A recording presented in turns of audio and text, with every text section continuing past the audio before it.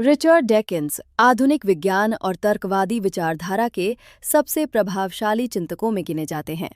वे केवल एक जीव विज्ञानी बायोलॉजिस्ट नहीं हैं, बल्कि उन वैज्ञानिकों में से हैं जिन्होंने आम लोगों की सोच को बदलने की कोशिश की। उनका पूरा जीवन एक सवाल के आसपास घूमता है: क्या दुनिया को समझने के लिए भगवान की जरूरत है या विज्ञान ही पर्याप्त है? रिचर्ड डॉकिन्स मूल रूप से इवोल्यूशनरी बायोलॉजी के वैज्ञानिक हैं। उन्होंने जीवों के विकास इवोल्यूशन को समझाने के लिए एक नया दृष्टिकोण दिया। पहले लोग सोचते थे कि जीव प्रजातियां प्रकृति या किसी दैवी योजना के अनुसार विकसित होती हैं, लेकिन डॉकिन्स ने कहा कि विकास का असली केंद्र जीव नहीं बल्कि जीन है। यानी इंसान, पशु, पक्षी सब जीन्स के वाहन हैं और जीन्स खुद को आगे बढ़ाने के लिए जीवों का उपयोग करते हैं। यहीं से उनका सबसे प्रसिद्ध विचार आया, जिसे उन्होंने अपनी प्रसिद्ध पुस्तक द सेल्फिश जीन में समझाया। इस विचार ने जीव विज्ञान ही नहीं बल्कि मनोविज्ञान, समाजशास्त्र और दर्शन को भी प्रभावित किया।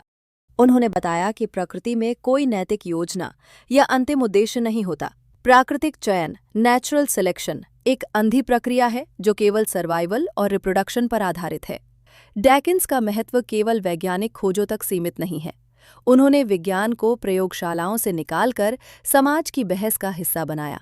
उन्होंने आम लोगों को ये सिखाने की कोशिश की कि हर विश्वास को प्रमाण के आधार पर परखा जाना चाहिए। उनके अनुसार किसी विचार को केवल इसलिए सच नहीं माना जा सकता क्योंकि वो पुराना है, लोकप्रिय है या धार्मिक है। सच वही है जिसे जांचा परखा जा सके। धर्म और आस्था पर उनकी आलोचना ने उन्हें दुनिया के सबसे चर्चित नास्तिक विचारकों में शामिल कर दिया। उनकी पुस्तक द गॉड डेल्यूजन ने वैश्विक स्तर पर बहस छेड़ दी। उन्होंने तर्क दिया कि भगवान का विचार वैज्ञानिक प्रमाणों पर आधारित नहीं है, बल्कि मानव मन की सांस्कृतिक और मनोवैज्ञानिक रचना है। उनके लिए विज्ञान केवल ज्ञान का साधन नहीं, बल्कि सोचने का तरीका है, एक ऐसा तरीका जिसमें संदेह, प्रश्न और प्रमाण सबसे महत्वपूर्ण होते हैं। डॉकिन्स की सबसे बड़ी विशेषता यह है कि उन्होंने विज्ञान को केवल जानकारी नहीं बल्कि बौद्धिक स्वतंत्रता का साधन माना। उनका कहना है कि जब इंसान प्रकृति के नियमों को समझता है, तब वो डर और अंधविश्वास से मुक्त हो सकता है। वे मानते हैं कि ब्रह्मांड को समझने के लिए किसी अलौकिक शक्ति की आवश्यकता नहीं है, प्रकृति के नियम ही पर्याप्त हैं। इस कारण डॉकिन्स आधुनिक तर्कवादी आंदोलन, वैज्ञानिक सोच और नास्तिक दर्शन के प्रमुख चेहरों में गिने जाते हैं। उन्होंने लाखों लोगों को ये सोचने पर मजबूर किया कि क्या हम सच को खोजने के लिए तैयार हैं, भले ही वो हमारे पुराने विश्वासों से अलग क्यों न हो। उनके विचारों का मूल संदेश यही है: सवाल पूछो, प्रमाण खोजो और सत्य को परंपरा नहीं बल्कि तर्क से स्वीकार करो। रिचर्ड डॉकिन्स का जन्म 26 मार्च 1941 को पूर्वी अफ्रीका के ब्रिटिश उपनिवेश केन्या में हुआ था। उस समय केन्या ब्रिटिश साम्राज्य का हिस्सा था और उनके पिता ब्रिटिश सेना तथा कृषि प्रशासन से जुड़े हुए थे। बचपन का शुरुआती समय अफ्रीकी प्राकृतिक वातावरण के बीच बीता। खुले मैदान, जंगली जीव जंतु और प्रकृति का सीधा अनुभव। बाद में डॉकिन्स ने कई बार कहा कि शायद प्रकृति के प्रति उनकी गहरी जिज्ञासा की शुरुआत यहीं से हुई थी। हालांकि उनका परिवार ब्रिटिश था, लेकिन बचपन में ही उन्होंने ये महसूस करना शुरू कर दिया था कि दुनिया को समझने के लिए केवल धार्मिक कहानियां पर्याप्त नहीं हैं। घर का माहौल पारंपरिक ईसाई था और उन्हें भी बचपन में ईश्वर और सृष्टि की धार्मिक व्याख्याएं सिखाई गईं। लेकिन वे उन बच्चों में से थे जो हर बात पर क्यों पूछते हैं। जब उन्हें बताया गया कि दुनिया भगवान ने बनाई है, तो उनके भीतर सवाल उठा: अगर भगवान ने बनाया तो भगवान को किसने बनाया? ये जिज्ञासा आगे चलकर उनकी पूरी बौद्धिक यात्रा की दिशा तय करने वाली थी। 8 वर्ष की आयु में उनका परिवार इंग्लैंड लौट आया। ब्रिटेन की शिक्षा प्रणाली ने उनके सोचने के तरीके को गहराई से प्रभावित किया। स्कूल के दिनों में वे विज्ञान, विशेषकर जीव विज्ञान और प्रकृति के अध्ययन की ओर तेजी से आकर्षित हुए। उस समय यूरोप में वैज्ञानिक सोच तेजी से आगे बढ़ रही थी और डार्विन के इवोल्यूशन सिद्धांत ने पारंपरिक धार्मिक मान्यताओं को चुनौती देना शुरू कर दिया था। डॉकिन्स ने पहली बार महसूस किया कि जीवन की उत्पत्ति और विविधता को वैज्ञानिक नियमों से समझाया जा सकता है। युवा अवस्था तक आते आते उनका विश्वास धीरे धीरे धार्मिक आस्था से हटकर वैज्ञानिक तर्क की ओर बढ़ गया। लगभग किशोरावस्था में उन्होंने स्वयं स्वीकार किया कि वे अब आस्था के बजाय प्रमाण को महत्व देने लगे थे। उनके लिए विज्ञान केवल विषय नहीं रहा, बल्कि दुनिया को देखने का तरीका बन गया। उच्च शिक्षा के लिए उन्होंने ऑक्सफोर्ड यूनिवर्सिटी में प्रवेश लिया, जो दुनिया की सबसे प्रतिष्ठित शैक्षणिक संस्थाओं में गिनी जाती है। ऑक्सफोर्ड की बौद्धिक संस्कृति ने उनके जीवन को निर्णायक रूप से बदल दिया। यहाँ उनकी मुलाकात प्रसिद्ध जीव विज्ञानी निकोलास टिम्बरगेन से हुई, जो एनिमल बिहेवियर यानी इटोलॉजी के विशेषज्ञ थे और बाद में नोबेल प्राइज विजेता बने। टिम्बरगेन ने डेविकिंस को सिखाया कि जीवों के व्यवहार को समझने के लिए भावनात्मक या धार्मिक व्याख्या नहीं, बल्कि प्रयोग और अवलोकन जरूरी हैं। ऑक्सफोर्ड में डेविकिंस ने प्राणियों के व्यवहार, इवोल्यूशन और प्राकृतिक चयन का गहन अध्ययन किया। यही वह दौर था जब उन्होंने डार्विन की इवोल्यूशनरी थ्योरी को केवल पढ़ा नहीं, बल्कि उसे गहराई से समझा और आगे विकसित किए दिशा में सोचना शुरू किया। विश्वविद्यालय का वातावरण बहस, आलोचना और स्वतंत्र विचारों से भरा हुआ था, जहां किसी भी विचार को बिना सवाल किए स्वीकार करना कमजोरी माना जाता था। केन्या की प्राकृतिक जिज्ञासा और ऑक्सफोर्ड की वैज्ञानिक कठोरता, इन दोनों ने मिलकर डेविकिंस की सेव्ड सोच को आकार दिया। एक ओर बचपन की प्रकृति ने उन्हें प्रश्न करना सिखाया और दूसरी ओर ऑक्सफोर्ड ने उन्हें उत्तर खोजने का वैज्ञानिक तरीका दिया। यही यात्रा आगे चलकर उन्हें दुनिया के सबसे प्रभावशाली वैज्ञानिक, दार्शनिक विचारकों में बदलने वाली थी। विज्ञान की ओर झुकाव। रिचर्ड डैकिंस के जीवन में विज्ञान की ओर झुकाव अचानक नहीं आया था। ये धीरे धीरे विकसित हुई एक बौद्धिक यात्रा थी। बचपन से ही वे प्रकृति को केवल देखने में नहीं, बल्कि समझने में रुचि रखते थे। उन्हें जानवरों का व्यवहार, पक्षियों की गतिविधियां और जीवित प्राणियों की विविधता हमेशा आकर्षित करती थी। अधिकांश बच्चे प्रकृति को सुंदर मानकर आगे बढ़ जाते हैं, लेकिन डैकिंस ये जानना चाहते थे कि जीव ऐसे व्यवहार क्यों करते हैं, उनके पीछे कौन सा नियम काम करता है। स्कूल के दिनों में उन्हें धार्मिक शिक्षा भी मिली, जहां जीवन की उत्पत्ति को ईश्वर की योजना बताया जाता था। शुरुआत में उन्होंने भी यही स्वीकार किया, लेकिन जैसे जैसे वे विज्ञान पढ़ते गए, उनके मन में संदेह पैदा होने लगा। जब उन्होंने पहली बार इवोल्यूशन और नेचुरल सिलेक्शन के बारे में पढ़ा, तो उन्हें लगा कि जीवन की जटिलता को समझाने के लिए अलौकिक शक्ति की आवश्यकता नहीं है।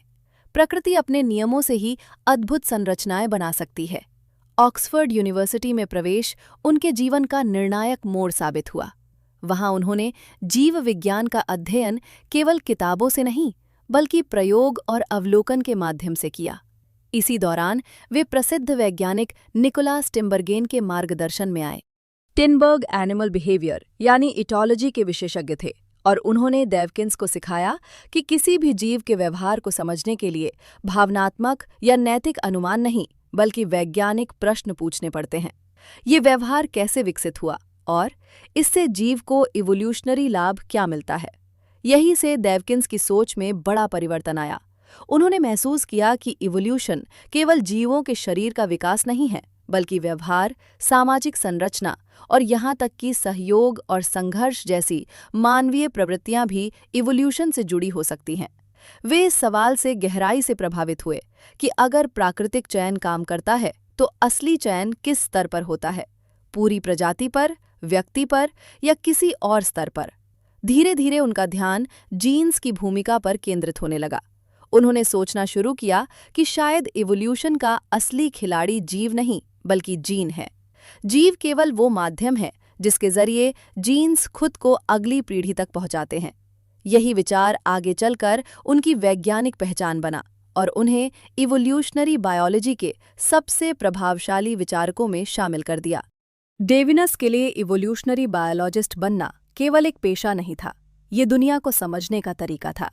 उन्होंने विज्ञान को तथ्यों का संग्रह नहीं माना, बल्कि एक मानसिक अनुशासन के रूप में अपनाया, जहां हर दावे को प्रमाण से परखा जाता है और हर उत्तर नया सवाल पैदा करता है। इसी वैज्ञानिक दृष्टिकोण ने उन्हें पारंपरिक सोच से अलग किया और उन्हें ऐसे वैज्ञानिक में बदल दिया जिसने इवोल्यूशन को आम लोगों तक सरल भाषा में पहुंचाने का मिशन बना लिया। रिचर्ड डैकिंस की वैज्ञानिक सोच को समझने के लिए ये जानना जरूरी है कि उनके बौद्धिक गुरु कौन थे और किन विचारों ने उनके मन को सबसे अधिक प्रभावित किया। विज्ञान में अक्सर नए विचार अचानक पैदा नहीं होते, वे पुराने महान विचारकों की नींव पर खड़े होते हैं। डैकिंस के लिए वो सबसे बड़ी बौद्धिक नींव थे चार्ल्स डार्विन। डार्विन ने 19वीं सदी में एक क्रांतिकारी विचार दिया। जीवन की विविधता किसी दिव्य योजना का परिणाम नहीं, बल्कि प्राकृतिक चयन, नेचुरल सिलेक्शन की प्रक्रिया का परिणाम है। इस विचार ने पहली बार ये समझाया कि जीव धीरे धीरे लाखों वर्षों में बदलते हैं और जो जीव अपने वातावरण के अनुकूल होते हैं वही आगे जीवित रहते हैं। ये विचार केवल जीव विज्ञान नहीं, बल्कि मानव सोच की दिशा बदलने वाला सिद्धांत था। जब डाकिन्स ने डार्विन के सिद्धांतों को गहराई से पढ़ा तो उन्हें महसूस हुआ कि इवोल्यूशन केवल एक वैज्ञानिक सिद्धांत नहीं, बल्कि वास्तविकता को समझने की सार्वभौमिक कुंजी है। डार्विन ने बताया था कि प्रकृति में कोई पूर्व निर्धारित उद्देश्य नहीं होता, चयन अंधा होता है, लेकिन उसके परिणाम अत्यंत जटिल और सुंदर दिखाई देते हैं। डाकिन्स ने इस विचार को आगे बढ़ाया और पूछा, अगर प्राकृतिक चयन सच है तो चयन वास्तव में किस स्तर पर काम करता है? यहीं से उन्होंने डार्विन की सोच को आधुनिक जीव विज्ञान के साथ जोड़ा। 20वीं सदी में जेनेटिक्स यानी आनुवांशिकी के विकास ने डार्विन के सिद्धांत को नई मजबूती दी। वैज्ञानिकों ने खोजा कि जीन वो इकाई हैं जिनके माध्यम से गुण एक पीढ़ी से दूसरी पीढ़ी में जाते हैं। डार्विनस ने इस आधुनिक वैज्ञानिक समझ को अपनाते हुए कहा कि इवोल्यूशन को सही तरह से समझने के लिए हमें जीव को नहीं, बल्कि जीन को केंद्र में रखना होगा। इस दृष्टिकोण ने मॉडर्न इवोल्यूशनरी बायोलॉजी को नया आयाम दिया। अब इवोल्यूशन केवल जीवों के आकार या संरचना तक सीमित नहीं रहा। व्यवहार, सहयोग, प्रतिस्पर्धा और सामाजिक संबंध भी इवोल्यूशनरी प्रक्रिया का हिस्सा माने जाने लगे।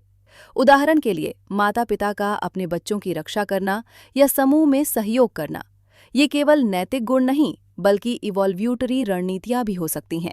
आधुनिक जीव विज्ञान में डाकिन्स का योगदान यही था कि उन्होंने डार्विन के सिद्धांत को आम जनता तक सरल भाषा में पहुंचाया और दिखाया कि इवोल्यूशन कोई पुराना सिद्धांत नहीं, बल्कि आज भी जीवित वैज्ञानिक वास्तविकता है।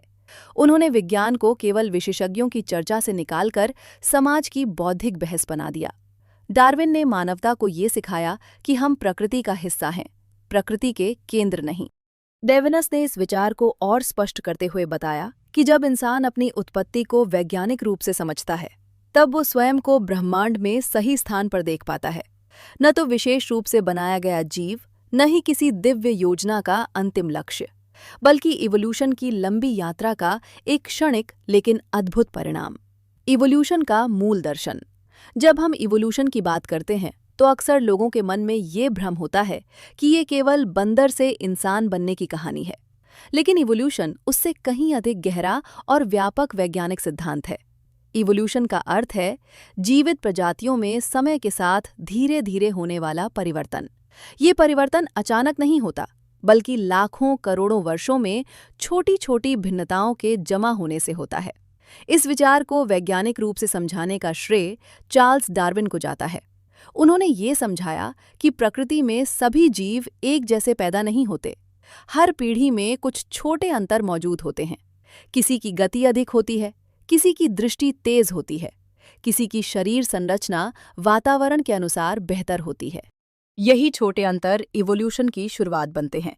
नेचुरल सिलेक्शन यानी प्राकृतिक चयन को सरल भाषा में समझें तो प्रकृति एक परीक्षक की तरह काम करती है। कोई जानबूझकर चयन नहीं करता, कोई योजना नहीं बनाता, लेकिन वातावरण तय करता है कि कौन जीव जीवित रहेगा और कौन नहीं। उदाहरण के लिए, यदि किसी क्षेत्र में भोजन कम हो जाए तो वही जीव अधिक समय तक जीवित रहेगा जो भोजन खोजने में अधिक सक्षम होगा। वही जीव अधिक संतान पैदा करेगा और उसकी विशेषताएं अगली पीढ़ी में पहुंच जाएंगी। ये प्रक्रिया धीरे धीरे पूरी प्रजाति को बदल देती है। हजारों पीढ़ियों के बाद वही जीव नई प्रजाति जैसा दिखने लगता है। यहाँ महत्वपूर्ण बात यह है कि इवोल्यूशन किसी लक्ष्य की ओर नहीं बढ़ती। प्रकृति इंसान बनाने की योजना लेकर नहीं चली थी। इवोल्यूशन केवल परिस्थितियों के अनुसार अनुकूलन, अडैप्टेशन की प्रक्रिया है। रिचर्ड डॉकिन्स ने इवोल्यूशन को समझाने का तरीका और भी सरल किया। उनके अनुसार प्राकृतिक चयन असल में जीन्स के स्तर पर काम करता है। जीव स्वयं अंतिम इकाई नहीं है, वे केवल वो माध्यम हैं जिनके द्वारा जीन्स खुद को आगे बढ़ाते हैं। यदि कोई जेनेटिक गुण जीव को जीवित रहने और प्रजनन करने में मदद करता है, तो वो गुण अगली पीढ़ियों में फैलता जाता है। नेचुरल सिलेक्शन को समझने के लिए 3 मूल बातें याद रखनी चाहिए। पहली, हर जीव में विविधता होती है। दूसरी, संसाधन सीमित होते हैं, इसलिए संघर्ष होता है। तीसरी, जो जीव वातावरण के अनुकूल होते हैं वही अधिक सफलतापूर्वक प्रजनन करते हैं। इन 3 सिद्धांतों का संयोजन ही इवोल्यूशन की शक्ति बनता है। इस प्रक्रिया में कोई नैतिकता, दया या उद्देश्य नहीं होता। प्रकृति न न्याय करती है न अन्याय, वो केवल परिणाम दिखाती है। इसलिए इवोल्यूशन हमें यह सिखाती है कि जीवन स्थिर नहीं है। हर जीव निरंतर बदलती परिस्थितियों के साथ ढलने की कोशिश कर रहा है। इंसान भी उसी प्राकृतिक प्रक्रिया का हिस्सा है, कोई अलग या विशेष रूप से निर्मित अस्तित्व नहीं। यही इवोल्यूशन का मूल दर्शन है। जीवन किसी एक क्षण में बना हुआ चमत्कार नहीं, बल्कि अरबों वर्षों तक चलने वाली प्राकृतिक प्रक्रियाओं का परिणाम है। जब हम नेचुरल सिलेक्शन को समझते हैं, तब हम ये समझने लगते हैं कि प्रकृति की जटिलता किसी योजना से नहीं, बल्कि अनगिनत छोटे छोटे चयन और बदलावों से पैदा हुई है। Selfish gene theory. जीन ही असली खिलाड़ी है। इवोल्यूशन को समझने में सबसे बड़ा बदलाव तब आया जब रिचर्ड डॉकिंस ने एक साहसिक विचार प्रस्तुत किया। जीव नहीं, बल्कि जीन ही इवोल्यूशन का असली केंद्र है। पारंपरिक सोच ये मानती थी कि प्राकृतिक चयन पूरी प्रजाति या इंडिविजुअल जीव के स्तर पर काम करता है। लेकिन डॉकिंस ने कहा कि अगर हम इवोल्यूशन को सही तरह समझना चाहते हैं तो हमें सबसे छोटी स्थायी इकाई यानी जीन पर ध्यान देना होगा। जीन वो जैविक सूचना है जो माता पिता से संतानों तक जाती है। शरीर बदलता है, जीव मर जाते हैं, प्रजातियां भी समाप्त हो सकती हैं, लेकिन जीन्स लगातार पीढ़ियों के माध्यम से यात्रा करते रहते हैं। डॉकिंस का तर्क था कि इवोल्यूशन का असली संघर्ष जीवों के बीच नहीं, बल्कि जीन्स के बीच होता है। कौन सा जीन अगली पीढ़ी तक पहुंच पाएगा? इसी विचार को उन्होंने अपनी प्रसिद्ध पुस्तक द सेल्फिश जीन में विस्तार से समझाया। यहाँ सेल्फिश शब्द का अर्थ नैतिक बुराई नहीं है। इसका मतलब ये नहीं कि जीव स्वार्थी होते हैं या उन्हें स्वार्थी होना चाहिए। इसका अर्थ ये है कि जीन्स का व्यवहार ऐसा दिखाई देता है मानो वे स्वयं को बचाने और बढ़ाने की कोशिश कर रहे हों। जो जीन अपने वाहक जीव को जीवित रहने और प्रजनन करने में मदद करता है, वही आगे फैलता जाता है। इस दृष्टिकोण से देखने पर कई व्यवहारों की नई व्याख्या सामने आती है। उदाहरण के लिए, माता-पिता अपने बच्चों के लिए जोखिम क्यों उठाते हैं? डॉकिंस के अनुसार इसका कारण भावनात्मक नैतिकता नहीं, बल्कि जेनेटिक संबंध है। बच्चे माता-पिता के जीन्स को आगे ले जाते हैं, इसलिए उनके संरक्षण का व्यवहार इवोल्यूशन के दृष्टिकोण से समझ में आता है। ये सिद्धांत हमें ये भी समझाता है कि कभी-कभी जीव सहयोग क्यों करते हैं। पहली नज़र में सहयोग प्रकृति के संघर्ष सिद्धांत के विरुद्ध लगता है, लेकिन यदि सहयोग से संबंधित जीन्स को लाभ मिलता है तो सहयोग भी नेचुरल सिलेक्शन का हिस्सा बन जाता है। यानी दया, प्रेम, समूह व्यवहार, ये सब केवल सांस्कृतिक विचार नहीं, बल्कि इवोल्यूशनरी रणनीतियां भी हो सकती हैं। डॉकिंस ने जीव को सर्वाइवल मशीन कहा, ऐसी जैविक मशीन जो जीन्स को सुरक्षित रखने और आगे बढ़ाने के लिए बनी है। इंसान, पशु और अन्य जीव अपने जीन्स के वाहक हैं। हम अपने जीवन को व्यक्तिगत अनुभव के रूप में जीते हैं, लेकिन इवोल्यूशनरी स्तर पर हमारा अस्तित्व जीन्स की लंबी यात्रा का एक छोटा सा अध्याय है। इस विचार ने जीव विज्ञान ही नहीं, दर्शन, मनोविज्ञान और समाजशास्त्र में भी गहरा प्रभाव डाला। इससे ये प्रश्न उठता है कि यदि जीन्स हमारे व्यवहार को प्रभावित करते हैं, तो क्या हमारी स्वतंत्र इच्छा वास्तविक है? क्या नैतिकता केवल इवोल्यूशनरी उत्पाद है? डॉकिंस का उद्देश्य मानव जीवन को निरर्थक बताना नहीं था, बल्कि ये दिखाना था कि जटिल जीवन प्रक्रियाओं को समझने के लिए हमें अलौकिक कारणों की आवश्यकता नहीं है। जीन ही असली खिलाड़ी है का अर्थ यही है कि इवोल्यूशन को समझने के लिए हमें सतह से नीचे जाना होगा। जो कहानी हमें दिखाई देती है वो जीवों की है, लेकिन पर्दे के पीछे चल रही असली कहानी जीन्स की निरंतर प्रतिस्पर्धा और अस्तित्व की है। यही दृष्टिकोण आधुनिक इवोल्यूशनरी सोच की सबसे शक्तिशाली व्याख्याओं में से एक बन गया। Survival versus reproduction. इवोल्यूशन को लेकर सबसे बड़ी गलतफहमी सर्वाइवल ऑफ द फिटेस्ट वाक्य से पैदा हुई है। लोग अक्सर इसे इस तरह समझ लेते हैं कि प्रकृति केवल सबसे ताकतवर या हिंसक जीव को बचाती है, लेकिन वास्तविकता इससे कहीं अधिक सूक्ष्म है। चार्ल्स डार्विन के इवोल्यूशन सिद्धांत में फिट होने का अर्थ शक्तिशाली होना नहीं, बल्कि वातावरण के अनुकूल होना है। प्रकृति में केवल जीवित रहना ही पर्याप्त नहीं है।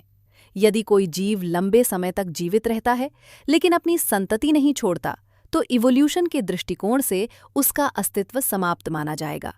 इसलिए इवोल्यूशन का असली लक्ष्य सर्वाइवल नहीं, बल्कि रिप्रोडक्शन है, अपनी जेनेटिक जानकारी अगली पीढ़ी तक पहुंचाना। यहीं पर रिचर्ड डैकिंस का दृष्टिकोण महत्वपूर्ण हो जाता है। उन्होंने समझाया कि नेचुरल सिलेक्शन उन गुणों को बढ़ावा देता है जो रिप्रोडक्शन की संभावना बढ़ाते हैं। यानी वो जीव सफल है जो अपने जेन्स को अधिक संख्या में आगे भेज पाता है, चाहे वो सबसे शक्तिशाली ना भी हो। उदाहरण के लिए मोर की लंबी और चमकदार पूंछ को देखें। ये पूंछ उसे शिकारी से बचाने में मदद नहीं करती, बल्कि कई बार खतरा बढ़ा देती है। फिर भी ये गुण बना रहता है क्योंकि मादा मोर आकर्षक पूंछ वाले नर को चुनती है। इसका अर्थ ये है कि रिप्रोडक्शन की सफलता सर्वाइवल की कठिनाइयों से भी अधिक महत्वपूर्ण हो सकती है। इसी प्रक्रिया को सेक्सुअल सिलेक्शन कहा जाता है। प्रकृति में कई जीव ऐसे व्यवहार करते हैं जो पहली नज़र में त्याग या बलिदान जैसे लगते हैं। कुछ कीड़े प्रजनन के तुरंत बाद मर जाते हैं। कुछ जीव अपनी संतानों की रक्षा करते हुए जान जोखिम में डाल देते हैं। यदि केवल व्यक्तिगत सर्वाइवल महत्वपूर्ण होता तो ऐसे व्यवहार कभी विकसित नहीं होते। लेकिन इवोल्यूशन के स्तर पर महत्वपूर्ण ये है कि जीन्स आगे बढ़ें, भले ही व्यक्तिगत जीवन छोटा क्यों ना हो। योग्यतम का अस्तित्व का वास्तविक अर्थ ये है कि जो जीव अपने वातावरण और प्रजनन रणनीति के अनुसार सबसे बेहतर अनुकूलित होता है, वही इवोल्यूशनरी रूप से सफल होता है। कभी ये शक्ति होती है, कभी बुद्धिमत्ता, कभी सहयोग और कभी आकर्षण। प्रकृति किसी एक गुण को श्रेष्ठ घोषित नहीं करती, वह केवल परिणाम देखती है। इस समझ से मानव समाज को देखने का दृष्टिकोण भी बदल जाता है। प्रतिस्पर्धा के साथ साथ सहयोग भी इवोल्यूशन का हिस्सा है। इंसान केवल संघर्ष के कारण नहीं, बल्कि सामाजिक सहयोग, भाषा और सामूहिक जीवन के कारण भी सफल हुआ है। यानी इवोल्यूशन केवल लड़ाई की कहानी नहीं, बल्कि अनुकूलन और रणनीति की कहानी है। इस प्रकार सर्वाइवल और रिप्रोडक्शन के बीच का अंतर हमें ये सिखाता है कि जीवन का इवोल्यूशनरी अर्थ केवल जीवित रहना नहीं, बल्कि निरंतरता बनाए रखना है। हम सभी उस लंबी जैविक श्रृंखला की कड़ी हैं, जिसमें हर पीढ़ी अपने जीन्स को भविष्य की ओर भेजने का माध्यम बनती है। प्रकृति का अंधा खेल, कोई उद्देश्य नहीं, सिर्फ चयन। जब मनुष्य प्रकृति को देखता है तो अक्सर उसमें उद्देश्य, योजना और डिजाइन खोजने की कोशिश करता है। सुंदर फूल, जटिल आंख, मानव मस्तिष्क, ये सब इतने व्यवस्थित दिखाई देते हैं कि लगता है मानो किसी बुद्धिमान शक्ति ने इन्हें सोच समझ कर बनाया हो। लेकिन इवोल्यूशन का वैज्ञानिक दृष्टिकोण इस धारणा को चुनौती देता है। चार्ल्स डार्विन ने यह दिखाया कि जटिलता बिना किसी पूर्व योजना के भी उत्पन्न हो सकती है।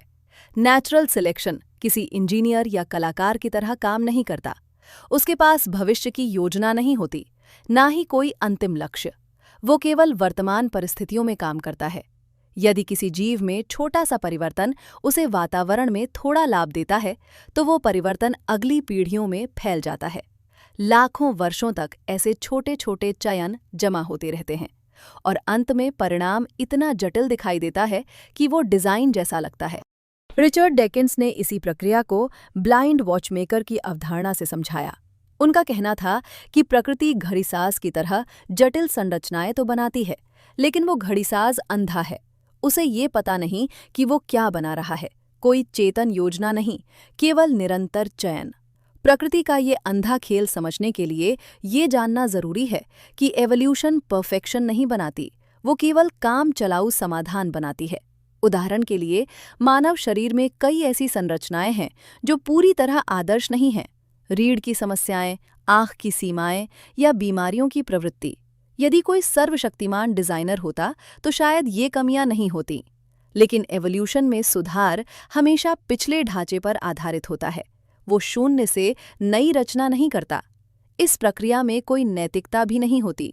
प्रकृति न दयालु है न क्रूर।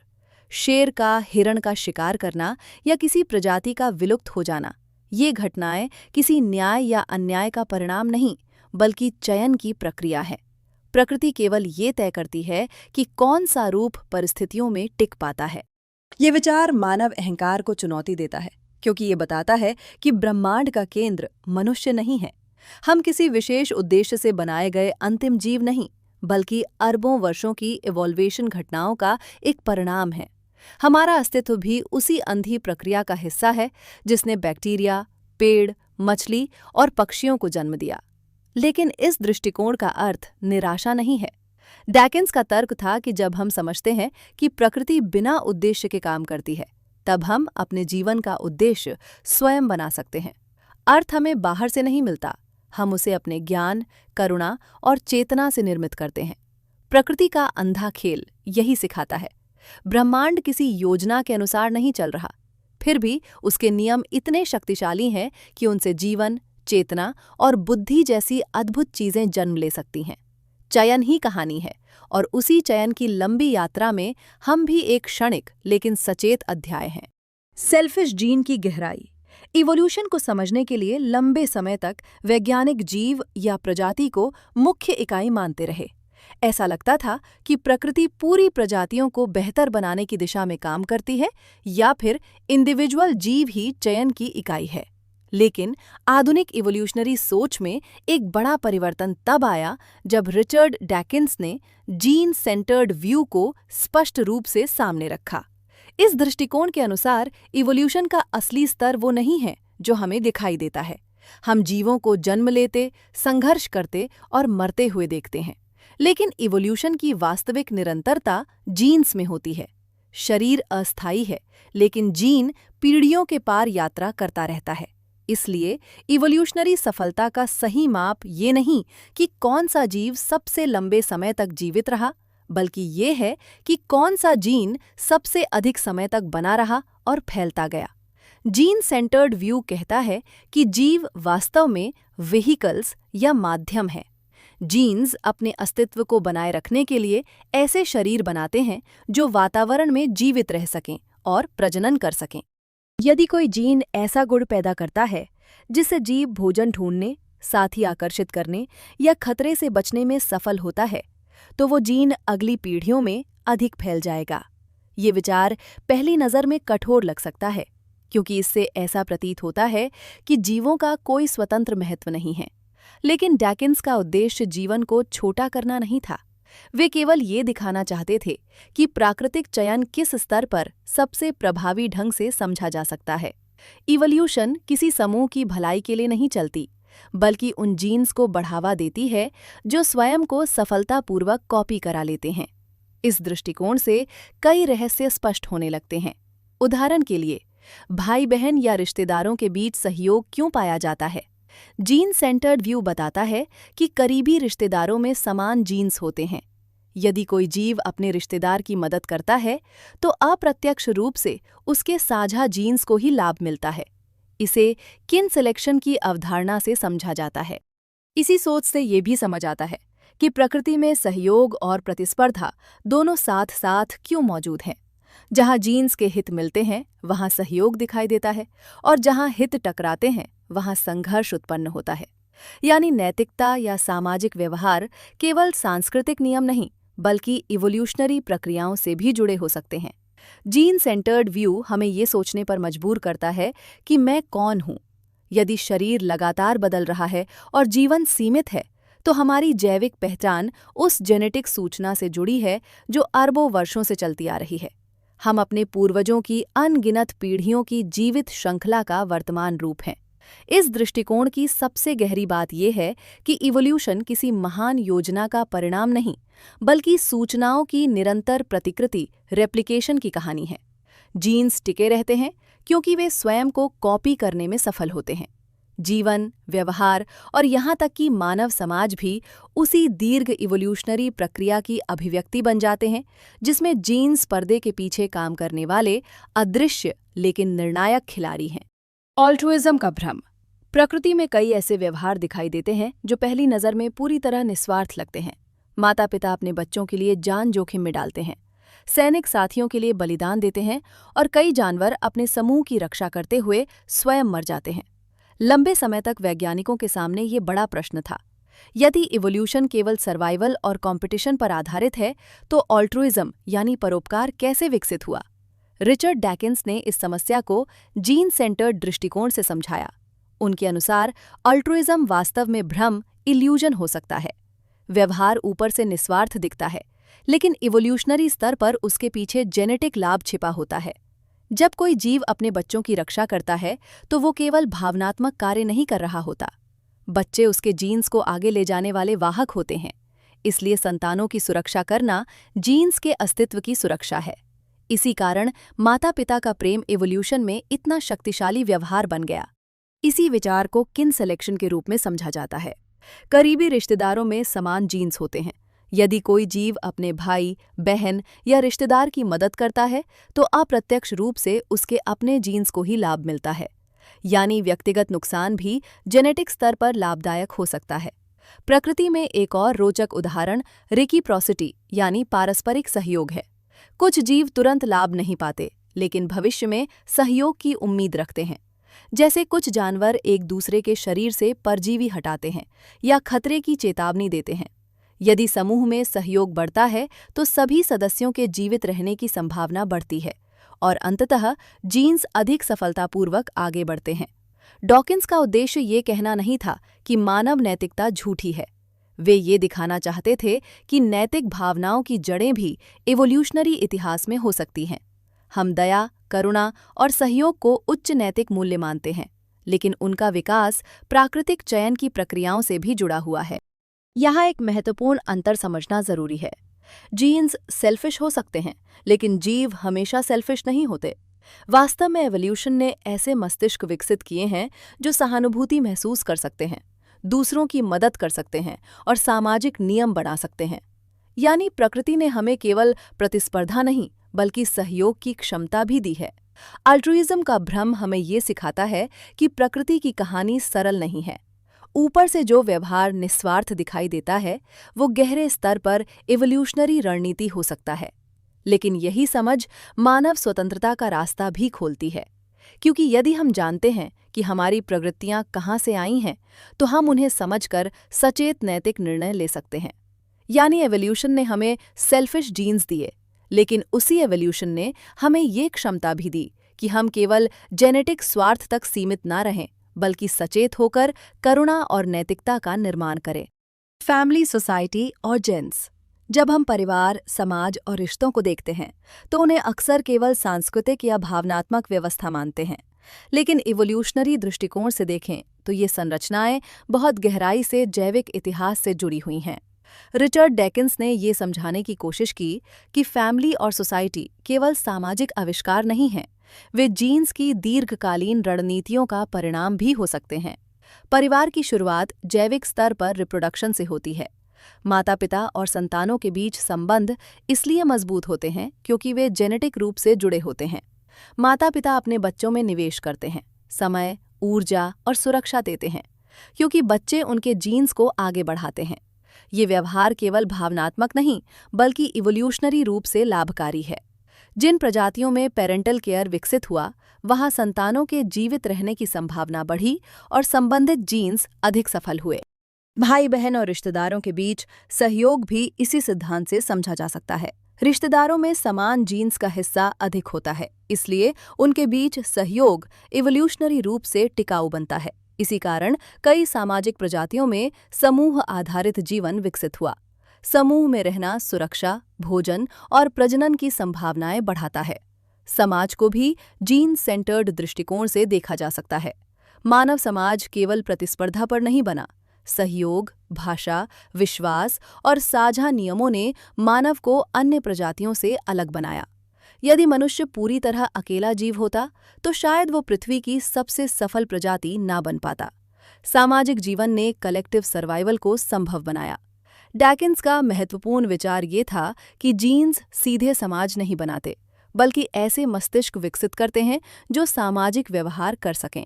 इंसान में सहानुभूति, न्याय की भावना, मित्रता और नैतिक नियम इसलिए विकसित हुए क्योंकि सामाजिक सहयोग ने इवोल्यूशनरी लाभ दिया। यानी समाज हमारी जैविक संरचना और सांस्कृतिक विकास का संयुक्त परिणाम है।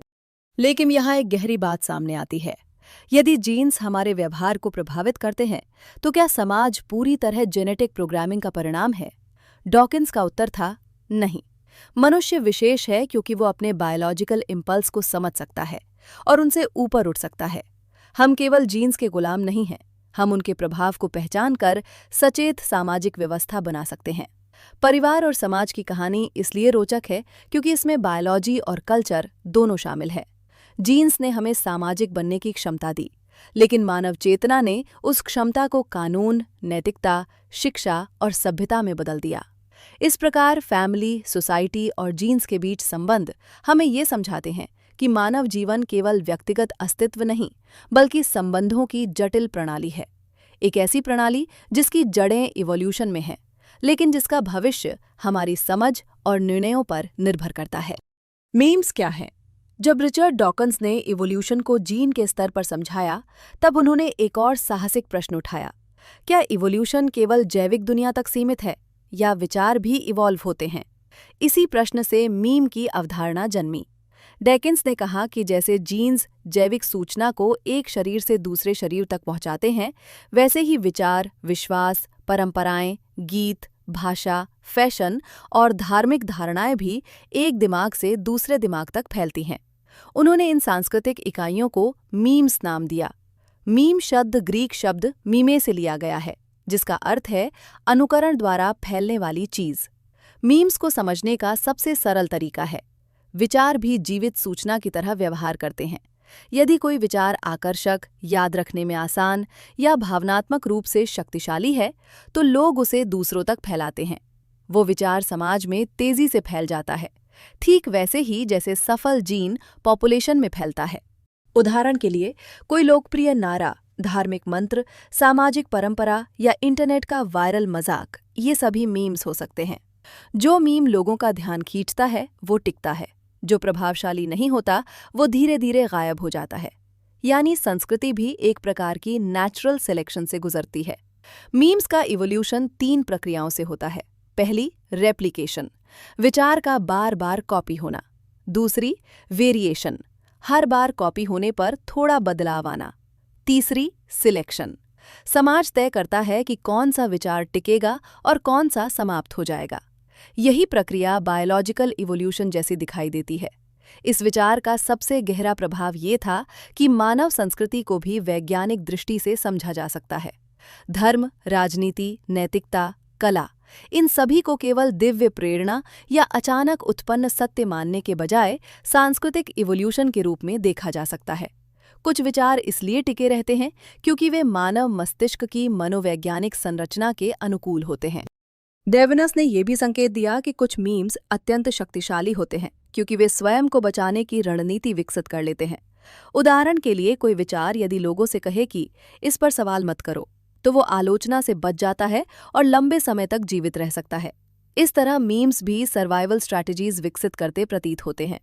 महत्वपूर्ण बात यह है कि मीम थ्योरी मनुष्य की स्वतंत्रता को नकारती नहीं, बल्कि उसे और स्पष्ट करती है। यदि हम समझ जाएं कि विचार कैसे फैलते हैं, तो हम अंधानुकरण से बच सकते हैं और सचेत रूप से चुन सकते हैं कि किन विचारों को अपनाना है। इस प्रकार मीम्स की अवधारणा ये बताती है कि इवोल्यूशन केवल शरीरों की कहानी नहीं है, ये विचारों की भी कहानी है। जैसे जीन्स जैविक इतिहास बनाते हैं, वैसे ही मीम्स मानव सभ्यता का इतिहास बनाते हैं, भाषाओं, संस्कृतियों और विश्वासों के रूप में लगातार बदलते हुए। मीम्स और विचारों का विकास।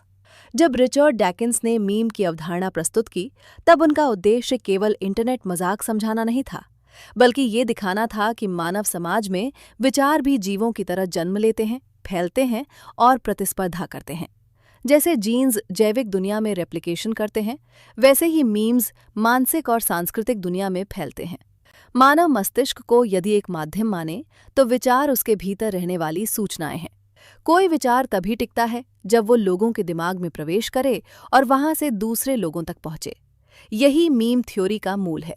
विचार स्वयं को फैलाने की क्षमता रखते हैं। धर्म के प्रसार को डॉकिंस ने इसी दृष्टिकोण से समझाने की कोशिश की। धार्मिक विश्वास अक्सर बचपन में सिखाए जाते हैं, भावनाओं से जुड़े होते हैं और सामाजिक पहचान का हिस्सा बन जाते हैं। जब कोई समाज अपने बच्चों को एक ही विश्वास प्रणाली सिखाता है, तो वो बिलीफ एक पीढ़ी से दूसरी पीढ़ी तक लगातार चलता रहता है। इस प्रकार धर्म केवल आध्यात्मिक अनुभव नहीं, बल्कि सांस्कृतिक रेप्लिकेशन की प्रक्रिया भी बन जाता है।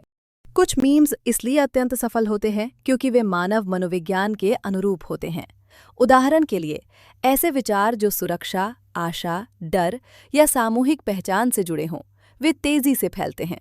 यदि कोई विश्वास ये कहता है कि उसे मानने से जीवन का अर्थ मिलेगा या समूह से जुड़ाव मिलेगा, तो लोग उसे आसानी से अपनाते हैं। यही कारण है कि कई सांस्कृतिक परंपराएं सदियों तक जीवित रहती हैं। संस्कृति भी मीम्स के नेटवर्क की तरह काम करती है। भाषा, पहनावा, त्योहार, संगीत, नैतिक नियम, ये सब कल्चरल मीम्स हैं। वे स्थिर नहीं रहते, हर पीढ़ी उन्हें थोड़ा बदल देती है। यही कारण है कि संस्कृति जीवित और गतिशील दिखाई देती है, वो इवॉल्व होती रहती है।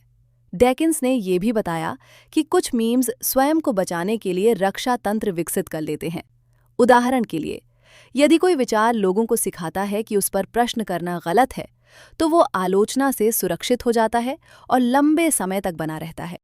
इस दृष्टिकोण से मीम थ्योरी हमें ये समझने में मदद करती है कि विचारों की शक्ति केवल सत्य पर आधारित नहीं होती। कभी-कभी उनकी सफलता उनके प्रसार की रणनीति पर निर्भर करती है। लेकिन इसका अर्थ ये नहीं कि सभी सांस्कृतिक विचार भ्रम हैं। मीम थ्योरी का उद्देश्य किसी विश्वास को अपमानित करना नहीं, बल्कि ये दिखाना है कि विचार भी इवोल्यूशनरी नियमों के अधीन हो सकते हैं। जैसे प्रकृति में विविधता आवश्यक है, वैसे ही समाज में विचारों की विविधता भी विकास का हिस्सा है। इस सिद्धांत की सबसे महत्वपूर्ण बात यह है कि मनुष्य केवल मीम्स का वाहक नहीं है। हमारे पास आलोचनात्मक सोच, क्रिटिकल थिंकिंग की क्षमता है। हम ये तय कर सकते हैं कि कौन से विचार तर्क, प्रमाण और मानव कल्याण के अनुरूप है और किन्हें छोड़ देना चाहिए।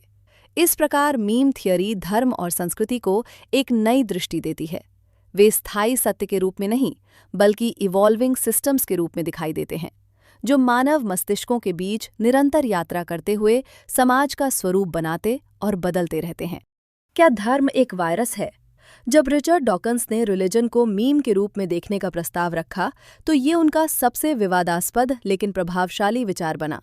उनका प्रश्न था, यदि विचार भी इवॉल्व होते हैं, तो क्या धार्मिक विश्वास भी उसी प्रक्रिया का हिस्सा हो सकते हैं? डैकिन्स का तर्क ये था कि धर्म को केवल सत्य या असत्य के प्रश्न से नहीं, बल्कि उसके फैलने के तरीके से भी समझना चाहिए। कुछ विचार मानव समाज में इसलिए टिकते हैं क्योंकि वे प्रमाणित सत्य हैं, लेकिन कुछ विचार इसलिए भी फैलते हैं क्योंकि वे मनोवैज्ञानिक रूप से शक्तिशाली होते हैं। उन्होंने धर्म को एक ऐसे मीम के रूप में देखा जो मानव मस्तिष्क में प्रवेश कर स्वयं को आगे बढ़ाने की क्षमता रखता है। उन्होंने वायरस शब्द का प्रयोग जैविक अर्थ में नहीं, बल्कि रूपक, मेटाफर के रूप में किया।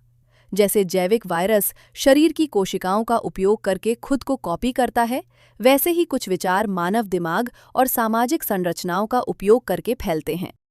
धार्मिक मीम्स अक्सर बचपन से सिखाए जाते हैं, भावनात्मक सुरक्षा देते हैं, समुदाय की पहचान बनाते हैं और कई बार प्रश्न पूछने से हतोत्साहित भी करते हैं।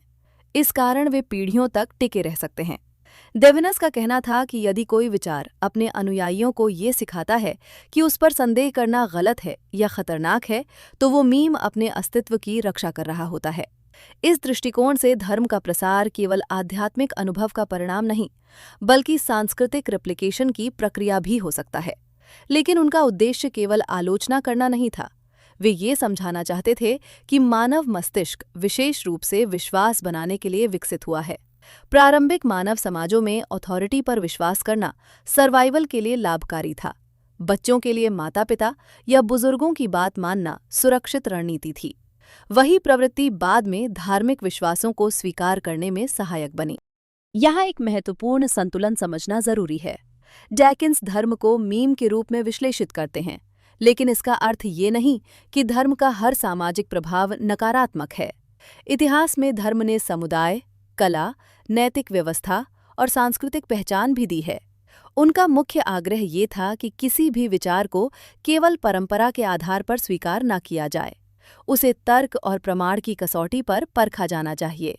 इस विचार का दार्शनिक महत्व ये है कि मनुष्य पहली बार अपने विश्वासों को बाहरी सत्य के रूप में नहीं, बल्कि इवोल्यूशनरी और सांस्कृतिक प्रक्रियाओं के परिणाम के रूप में देख सकता है। इससे व्यक्ति को ये स्वतंत्रता मिलती है कि वो इनहेरिटेड बिलीव्स और कॉन्शियसली चोजन बिलीव्स के बीच अंतर कर सके। क्या धर्म एक वायरस है? इस प्रश्न का उत्तर डैकिन्स के अनुसार अंतिम निर्णय नहीं, बल्कि सोचने का निमंत्रण है। उनका उद्देश्य लोगों को किसी विश्वास से दूर करना नहीं, बल्कि ये दिखाना था कि विचारों की दुनिया भी प्राकृतिक चयन जैसी प्रक्रियाओं से गुजरती है और मनुष्य के पास ये क्षमता है कि वो उन विचारों का चयन स्वयं करे जिन्हें वो अपने जीवन और समाज के लिए उचित मानता है। हम कैसे प्रोग्राम होते हैं? मनुष्य अक्सर ये मानता है कि उसके विचार पूरी तरह उसके अपने हैं, लेकिन गहराई से देखने पर पता चलता है कि हमारी सोच का बड़ा हिस्सा सामाजिक वातावरण द्वारा निर्मित होता है। जन्म के समय मानव मस्तिष्क लगभग खाली कैनवस की तरह होता है, लेकिन परिवार, भाषा, शिक्षा, धर्म, मीडिया और समाज धीरे धीरे उसमें विचारों के पैटर्न स्थापित करते जाते हैं। इसी प्रक्रिया को सोशल कंडीशनिंग कहा जाता है। रिचर्ड डैकिंस के मीम सिद्धांत के अनुसार समाज लगातार विचारों को एक पीढ़ी से दूसरी पीढ़ी में स्थानांतरित करता रहता है। बच्चा पहले भाषा सीखता है, फिर सही गलत की परिभाषा, फिर पहचान, मैं कौन हूँ, मेरा समूह कौन है, किस पर विश्वास करना चाहिए। ये सभी चीज़ें जैविक रूप से जन्मजात नहीं होती, वे सामाजिक रूप से सिखाई जाती हैं। मानव मस्तिष्क इवोल्यूशन के दौरान ऐसा विकसित हुआ कि वो सीखने और अनुकरण करने में अत्यंत सक्षम हो। प्रारंभिक मानव समाजों में एल्डर्स की बात मानना सर्वाइवल के लिए जरूरी था। यदि बच्चा हर बात पर संदेह करता तो वो खतरों से बच नहीं पाता। इसलिए हमारा मस्तिष्क अथॉरिटी पर भरोसा करने और समूह का अनुसरण करने की प्रवृत्ति लेकर विकसित हुआ। यही प्रवृत्ति आज सोशल कंडीशनिंग का आधार बनती है। परिवार सबसे पहला प्रोग्रामिंग सिस्टम होता है। बच्चा जिस भाषा में सोचता है, जिस ईश्वर या विचारधारा को मानता है, जिस सामाजिक पहचान को स्वीकार करता है, इनमें से अधिकांश चीजें उसने चुनकर नहीं बल्कि सीख कर अपनाई होती हैं। इसके बाद स्कूल, समाज और मीडिया इस प्रोग्रामिंग को और मजबूत करते हैं। सामाजिक कंडीशनिंग केवल विश्वास ही नहीं बनाती, बल्कि हमारी भावनात्मक प्रतिक्रियाएं भी तय करती है। किस चीज से डरना है, किसे सम्मान देना है, किसे गलत मानना है, ये प्रतिक्रियाएं अक्सर सांस्कृतिक प्रशिक्षण का परिणाम होती हैं। यही कारण है कि अलग अलग समाजों में नैतिकता और परंपराएं अलग दिखाई देती हैं। लेकिन डैवकिन्स का महत्वपूर्ण बिंदु ये था कि मनुष्य केवल प्रोग्राम्ड मशीन नहीं है। इवोल्यूशन ने हमें सेल्फ अवेयरनेस दी है, अपने विचारों पर विचार करने की क्षमता। हम ये पहचान सकते हैं कि कौन से विश्वास केवल आदत या परंपरा के कारण मौजूद हैं और कौन से तर्क तथा अनुभव से सही सिद्ध होते हैं। सोशल कंडीशनिंग को समझना मुक्ति का पहला कदम बन सकता है। जब व्यक्ति ये देखता है कि उसकी सोच का निर्माण कैसे हुआ है, तब वो पहली बार सचेत चयन कर सकता है। वो इनहेरिटेड बिलीव्स और कॉन्शियसली चोजन वैल्यूज के बीच अंतर समझने लगता है। इस प्रकार सोशल कंडीशनिंग हमें ये सिखाती है कि हम पूरी तरह स्वतंत्र जन्म नहीं लेते, लेकिन पूरी तरह बंधे भी नहीं रहते। समाज हमें आकार देता है, परंतु चेतना हमें वो शक्ति देती है जिससे हम अपनी मानसिक प्रोग्रामिंग को समझकर नया विचार, नया दृष्टिकोण और नया सामाजिक भविष्य बना सकते हैं। कल्पना कीजिए एक बच्चे की जो जन्म लेते ही किसी धर्म का नहीं होता। न वो हिंदू होता है, न मुस्लिम, न ईसाई, न बौद्ध। वो सिर्फ इंसान होता है। लेकिन जैसे जैसे वो बड़ा होता है, लोग उसे बताते हैं, ये भगवान है, ये पवित्र है, ये सवाल मत पूछो, ये मानना ही होगा। ब्रिटिश जीव विज्ञानी रिचर्ड डैकिंस ने इसी स्थिति को देखकर एक गहरा प्रश्न उठाया। उन्होंने अपनी किताब द गॉड डेल्यूजन में लिखा, क्या हम भगवान में इसलिए विश्वास करते हैं क्योंकि वो सच है, या इसलिए क्योंकि हमें बचपन से ऐसा सिखाया गया है? मनुष्य हमेशा जटिल चीजों के पीछे किसी डिजाइनर को खोजता है। जब बिजली कड़कती थी, लोग देवता मान लेते थे। जब बीमारी आती थी, लोग दैवी क्रोध समझते थे। जब जीवन का रहस्य समझ नहीं आया, तब भगवान की कल्पना जन्मी। लेकिन विज्ञान ने एक अलग कहानी बताई। जीवन अचानक नहीं बना, कोई दिव्य योजना नहीं मिली। प्रकृति ने बिना उद्देश्य, बिना चेतना, केवल चयन के माध्यम से जीवन को आकार दिया। नेचुरल सिलेक्शन अंधा है, उसे न करुणा पता है, न नैतिकता, न भविष्य। फिर भी उसी अंधी प्रक्रिया से आंखें बनी, दिमाग बना, चेतना बनी। डैवकिन्स ने पूछा, यदि हर जटिल चीज को बनाने वाला चाहिए तो भगवान को किसने बनाया? अगर ब्रह्मांड को समझाने के लिए हम उससे भी अधिक जटिल सत्ता की कल्पना करें, तो क्या हमने सच में समस्या हल की या उसे और कठिन बना दिया? उन्होंने कहा कि मानव मस्तिष्क सर्वाइवल के लिए विकसित हुआ है। बच्चे स्वाभाविक रूप से अथॉरिटी पर भरोसा करते हैं। जंगल में ये गुण जीवन बचाता था। माता पिता की बात मानना जरूरी था। लेकिन यही प्रवृत्ति धर्म के प्रसार का आधार बन गई। विश्वास पीढ़ी दर पीढ़ी चलता गया। लोग धर्म चुनते नहीं, धर्म में पैदा होते हैं। धीरे धीरे विश्वास विचारों की तरह फैलने लगा, कहानियों से, परंपराओं से, डर से, आशा से। जैसे कोई विचार मन से मन में यात्रा करता है। फिर एक और बड़ा सवाल सामने आया, अगर भगवान नहीं है तो क्या नैतिकता खत्म हो जाएगी? डैकिन्स का उत्तर था नहीं। सहानुभूति, सहयोग और प्रेम मनुष्य के विकास का हिस्सा हैं। समाज इसलिए बना क्योंकि सहयोग ने सर्वाइवल को आसान बनाया। हम अच्छे इसलिए नहीं हैं कि कोई देख रहा है, बल्कि इसलिए कि हम सामाजिक प्राणी हैं। उन्होंने चेतावनी दी कि समस्या धर्म से नहीं, अंधविश्वास से शुरू होती है। जब प्रश्न पूछना अपराध बन जाए, जब आलोचना पाप बन जाए, जब विश्वास प्रमाण से ऊपर बैठ जाए, तब सोच रुक जाती है। विज्ञान संदेह से जन्म लेता है। हर उत्तर अस्थायी होता है। हर सिद्धांत चुनौती के लिए खुला होता है। डैकिन्स ने कहा, ब्रह्मांड को समझने के लिए हमें अलौकिक कहानी की जरूरत नहीं है। तारे, आकाशगंगाएं, जीवन और चेतना, ये सब प्राकृतिक नियमों से उभरे चमत्कार हैं। और शायद सबसे गहरी बात ये थी, ईश्वर के बिना दुनिया अर्थहीन नहीं होती, बल्कि जिम्मेदारी पूरी तरह मनुष्य के हाथ में आ जाती है। अब कोई दैवी योजना नहीं, कोई स्वर्गीय न्याय नहीं, कोई अदृश्य संरक्षक नहीं। सिर्फ हम हैं, हमारे निर्णय हैं और सत्य की खोज करने की हमारी क्षमता। डर से नहीं, जिज्ञासा से जीना, यही उस विचार की आत्मा थी जिसे उन्होंने गॉड डेल्यूजन कहा। क्योंकि कभी कभी सबसे बड़ा साहस विश्वास करना नहीं, बल्कि प्रश्न पूछना होता है। भगवान का वैज्ञानिक परीक्षण। मानव इतिहास में शायद ही कोई ऐसा विचार रहा हो जिसे भगवान की अवधारणा जितनी गंभीरता से स्वीकार किया गया हो। हजारों वर्षों तक भगवान को मानना सामान्य बात रही, लेकिन उसे वैज्ञानिक रूप से जांचने की कोशिश बहुत कम हुई। रिचर्ड डैकिन्स ने कहा, अगर कोई दावा वास्तविक दुनिया के बारे में है तो वो विज्ञान की जांच से बाहर नहीं हो सकता। यदि भगवान सिर्फ व्यक्तिगत भावना होते तो विज्ञान कुछ नहीं कहता। लेकिन जब कहा जाता है कि भगवान ने ब्रह्मांड बनाया, जीवन रचा, प्रार्थना सुनता है, चमत्कार करता है, तब ये प्राकृतिक दुनिया का दावा बन जाता है। और जहां प्राकृतिक दावा है, वहां परीक्षण संभव है। विज्ञान किसी विचार को गलत साबित करने से शुरू नहीं होता। विज्ञान पूछता है, क्या इस दावे के समर्थन में प्रमाण है? क्या इसे परखा जा सकता है? क्या इसके परिणाम मापे जा सकते हैं? अगर कोई कहे कि कमरे में एक अदृश्य ड्रैगन है जिसे न देखा जा सकता है, न छुआ जा सकता है, न मापा जा सकता है, तो विज्ञान क्या करेगा? विज्ञान कहेगा, ऐसा दावा अर्थहीन है, क्योंकि उसे सत्य या असत्य साबित करने का कोई तरीका नहीं। डैकिन्स ने यही तर्क भगवान पर लगाया। यदि भगवान हर परीक्षण से बाहर है, हर प्रमाण से परे है, हर आलोचना से सुरक्षित है, तो क्या वो वास्तव में अस्तित्व का दावा है या सिर्फ विश्वास?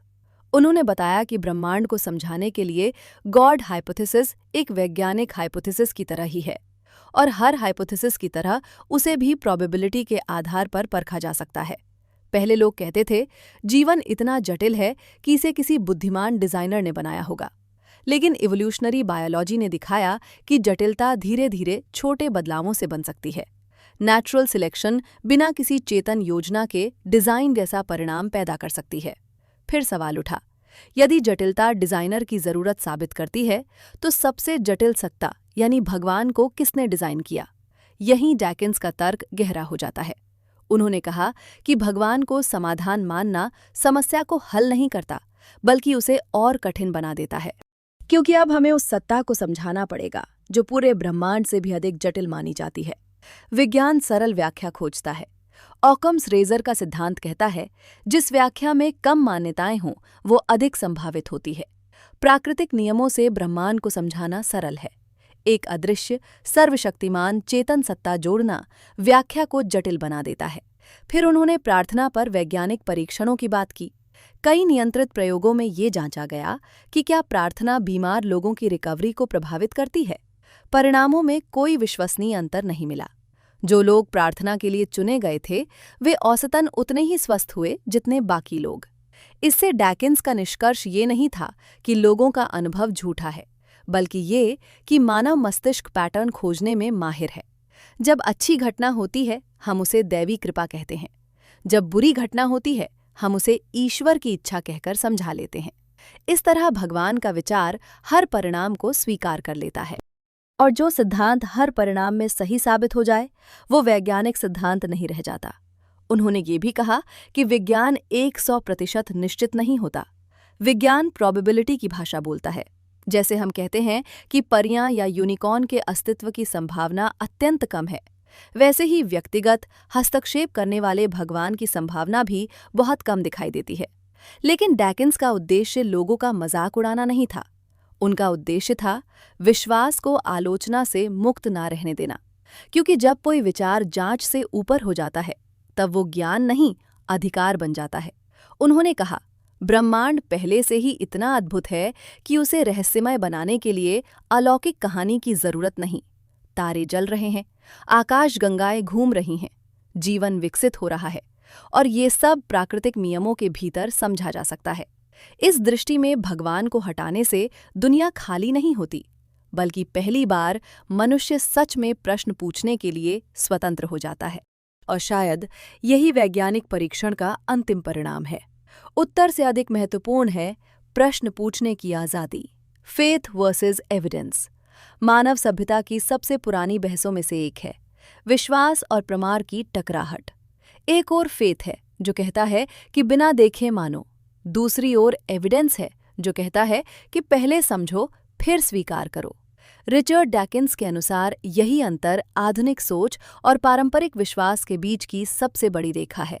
फेथ को अक्सर गुण माना गया है। लोग कहते हैं विश्वास ही शक्ति है, लेकिन डॉकिंस ने पूछा, क्या बिना प्रमाण के किसी बात को सच मानना वास्तव में गुण है? उन्होंने समझाया कि विज्ञान का पूरा ढांचा संदेह पर खड़ा है। वैज्ञानिक अपने ही विचारों पर भरोसा नहीं करते जब तक प्रयोग उन्हें समर्थन न दे दें। कोई सिद्धांत कितना भी लोकप्रिय हो, एक नया प्रमाण उसे बदल सकता है। फेथ ठीक उल्टा काम करता है। वो कहता है प्रमाण की जरूरत नहीं, सवाल की जरूरत नहीं। सच्चा विश्वास वही है जो चुनौती के बावजूद न बदले। यही डॉकिंस को समस्या दिखाई देती है। अगर कोई व्यक्ति बिना प्रमाण के सही बात मान सकता है तो वही व्यक्ति बिना प्रमाण के गलत बात भी मान सकता है। उन्होंने एक सरल उदाहरण दिया। अगर कोई कहे कि ग्रहों की गति गुरुत्वाकर्षण से नियंत्रित होती है, ये एविडेंस आधारित दावा है। लेकिन अगर कोई कहे कि अदृश्य शक्तियां ग्रहों को चला रही हैं और पूछने पर कहा जाए बस विश्वास करो, तो दोनों दावों को बराबर नहीं माना जा सकता। फेथ व्यक्ति को मानसिक सुरक्षा देता है। जीवन की अनिश्चितता, मृत्यु का डर, अन्याय का दर्द, इन सब के बीच विश्वास सांत्वना देता है। लेकिन डॉकिंस के अनुसार सांत्वना और सत्य एक ही चीज नहीं होते। मनुष्य का मस्तिष्क कहानियां पसंद करता है। हम अर्थ खोजते हैं, उद्देश्य खोजते हैं, योजना खोजते हैं। इसी प्रवृत्ति के कारण हम वहां भी इरादा देख लेते हैं जहां सिर्फ प्राकृतिक प्रक्रिया काम कर रही होती है। उन्होंने कहा कि एविडेंस हमें विनम्र बनाता है। विज्ञान कहता है मुझे अभी पूरा नहीं पता। फेथ अक्सर कहता है मुझे पहले से सब पता है, और यही अंतर ज्ञान की दिशा तय करता है। इतिहास में कई बार फेथ ने ज्ञान को रोका। जब पृथ्वी को ब्रह्मांड का केंद्र माना गया, जब बीमारी को दैवी दंड समझा गया, जब विकासवाद को नकारा गया, हर बार प्रमाण धीरे धीरे विश्वास से आगे निकला। डेविनस ने ये नहीं कहा कि विश्वास रखने वाले लोग बुरे होते हैं। उन्होंने कहा कि समस्या उस सोच से है जो सवाल पूछने से डरती है। एविडेंस बदलता है, नई खोजें पुरानी धारणाएं तोड़ती हैं। इसी कारण विज्ञान लगातार विकसित होता है। फेथ स्थिर रहना चाहता है। वो स्थिरता देता है, लेकिन उसी के साथ जड़ता भी ला सकता है। उन्होंने बच्चों की शिक्षा पर विशेष जोर दिया। बच्चों को ईसाई बच्चा, मुस्लिम बच्चा, हिंदू बच्चा कहना उन्हें अजीब लगता था। बच्चा वैज्ञानिक रूप से किसी धर्म का नहीं होता, वो सिर्फ सीखने वाला मस्तिष्क होता है। अगर बच्चे को प्रश्न पूछना सिखाया जाए, और ये तभी संभव है जब हम प्रमाण को विश्वास से ऊपर रखें, क्योंकि एविडेंस हमें असहज सच्चाइयों तक ले जा सकता है, लेकिन वही सच्चाइयां हमें वास्तविकता के करीब भी लाती हैं। अंततः प्रश्न ये नहीं है कि फेथ बुरा है या अच्छा। प्रश्न ये है, जब फेथ और एविडेंस आमने सामने खड़े हों तो हम किसे चुनते हैं? डर से जन्मा विश्वास या जिज्ञासा से जन्मा ज्ञान? डैकिन्स के लिए उत्तर स्पष्ट था। सत्य वो नहीं जो सबसे सुकून दे, सत्य वो है जिसे प्रमाण सहारा देता है। और मानव प्रगति हमेशा उसी दिशा में आगे बढ़ी है जहां प्रश्न पूछना पाप नहीं बल्कि साहस माना गया। ऑर्गेनाइज्ड रिलीजन की आलोचना। मानव इतिहास में धर्म सिर्फ व्यक्तिगत आस्था नहीं रहा, वो संस्थाओं में बदल गया।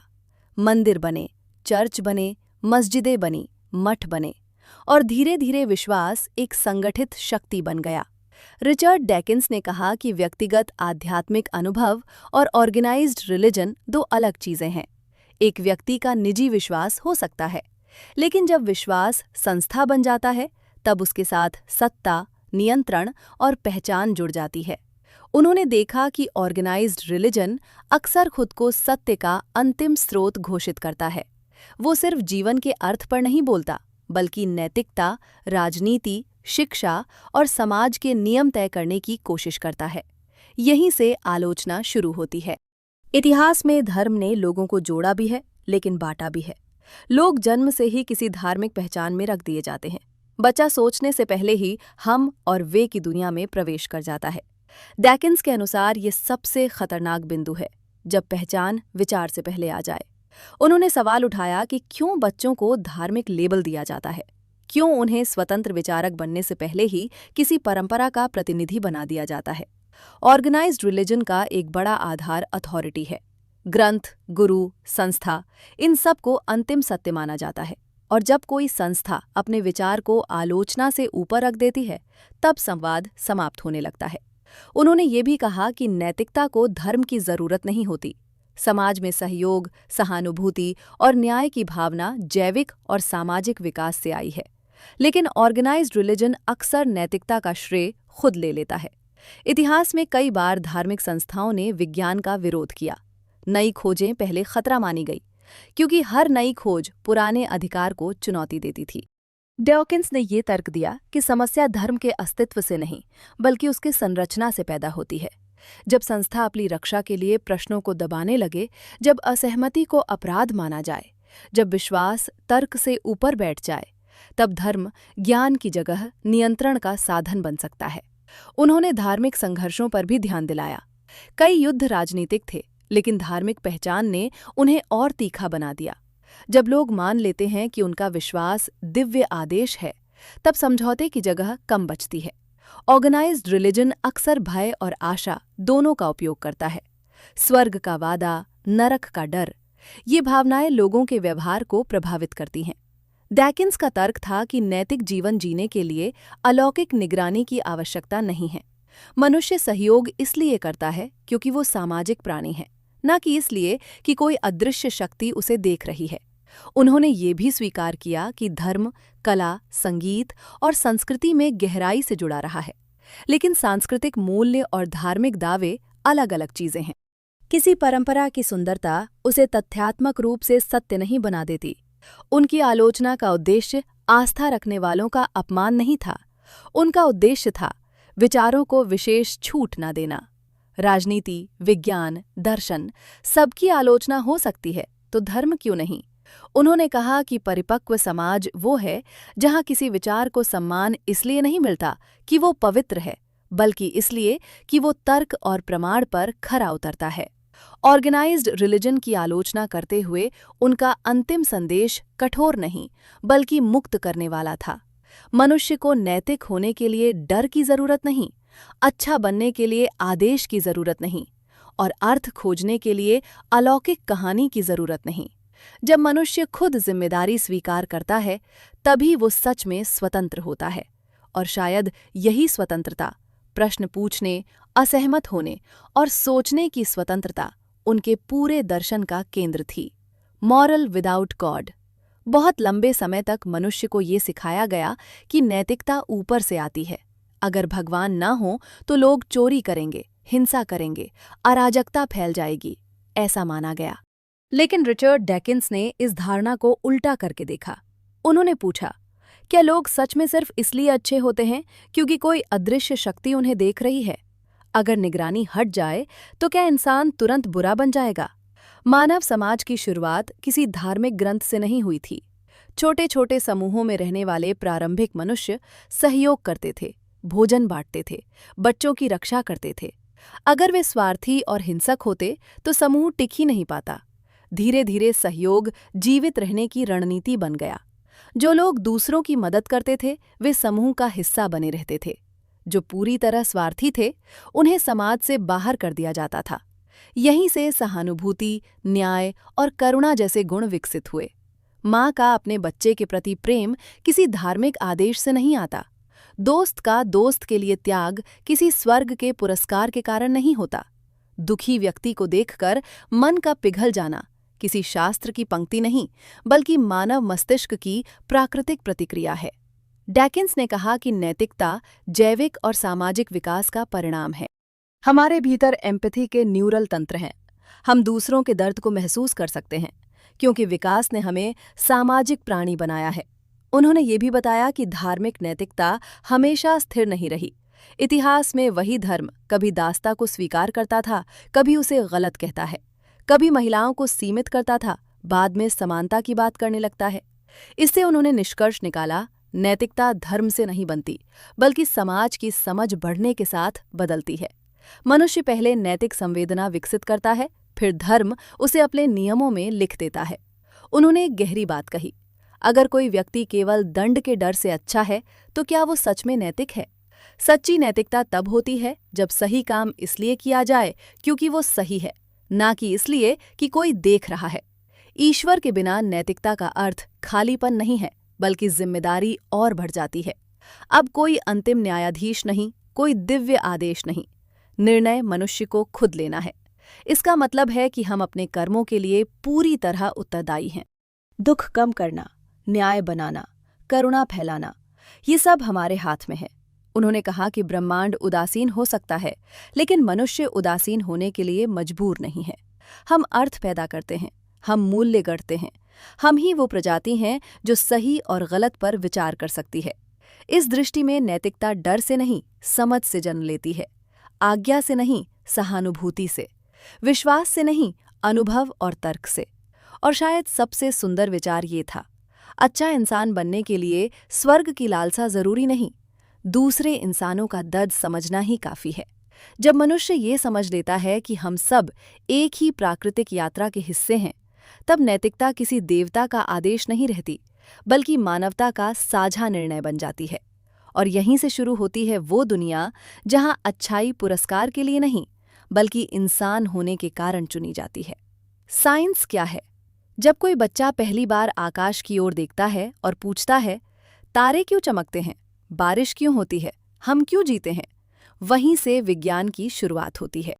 विज्ञान कोई किताब नहीं है, ना कोई अंतिम सत्य। विज्ञान एक तरीका है, दुनिया को समझने का तरीका। ये उत्तर से नहीं, प्रश्न से शुरू होता है। रिचर्ड डैकिन्स अक्सर कहते थे कि विज्ञान की सबसे बड़ी खूबसूरती ये है कि वो गलत होने की अनुमति देता है। अगर कोई विचार प्रयोग में असफल हो जाए तो विज्ञान उसे छोड़ देता है।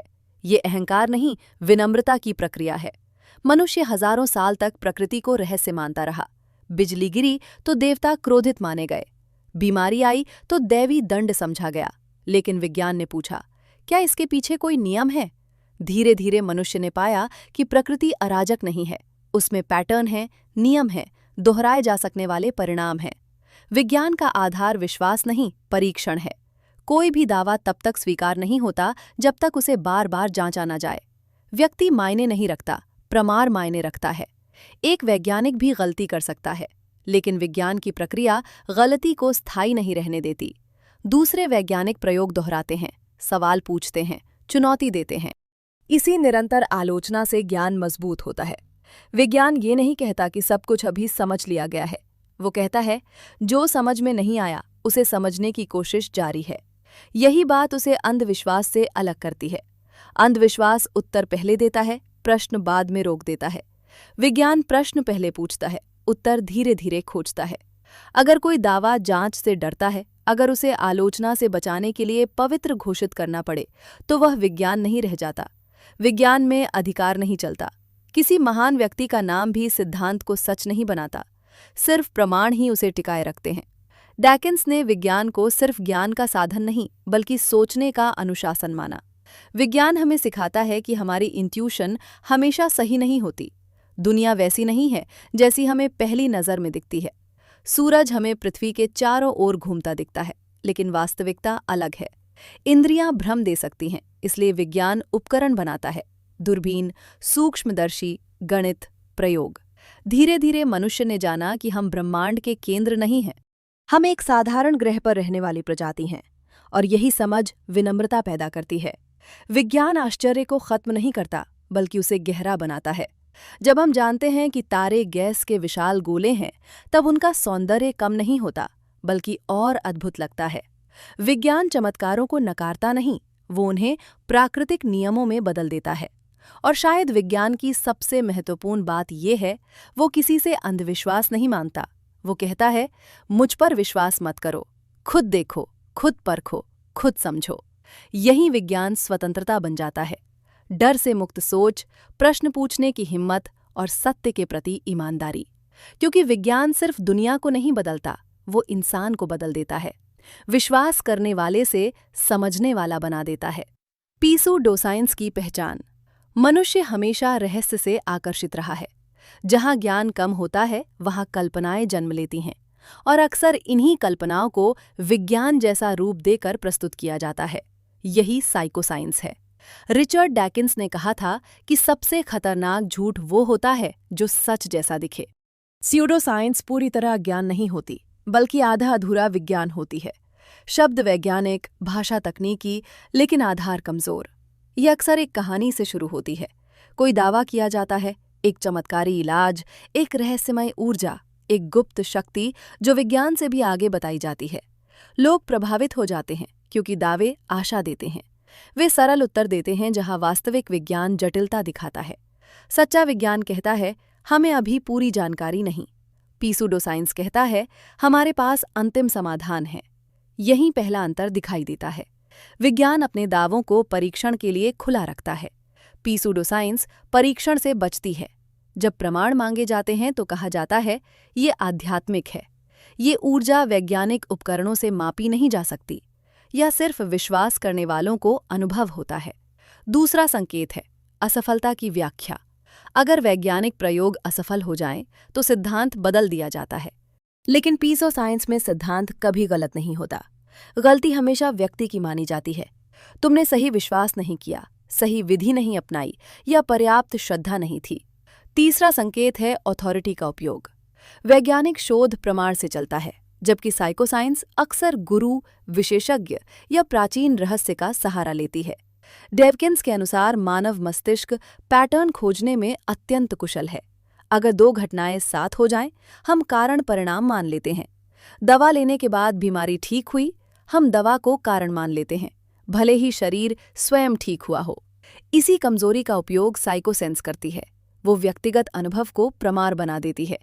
मेरे साथ काम किया, ये वैज्ञानिक प्रमाण नहीं, सिर्फ कहानी है। विज्ञान हजारों लोगों पर नियंत्रित परीक्षण करता है, ताकि संयोग और भ्रम अलग किए जा सकें। एक और महत्वपूर्ण अंतर है संशोधन की क्षमता। विज्ञान बदलता है, विकसित होता है। नई खोजें पुरानी धारणाएं सुधार देती हैं, लेकिन साइकोसाइंस स्थिर रहती है, क्योंकि उसका आधार सत्य नहीं, विश्वास होता है।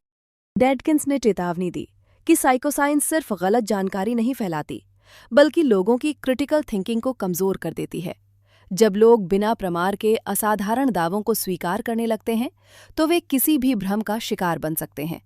अंधविश्वास और साइकोसेंस अक्सर विज्ञान की भाषा उधार लेते हैं।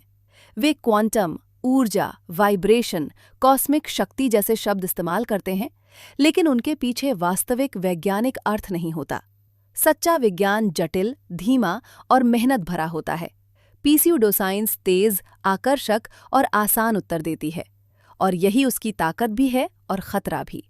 डेडकिंस का संदेश सरल था, हर असाधारण दावे के लिए असाधारण प्रमाण चाहिए। जितना बड़ा दावा, उतनी कठोर जांच।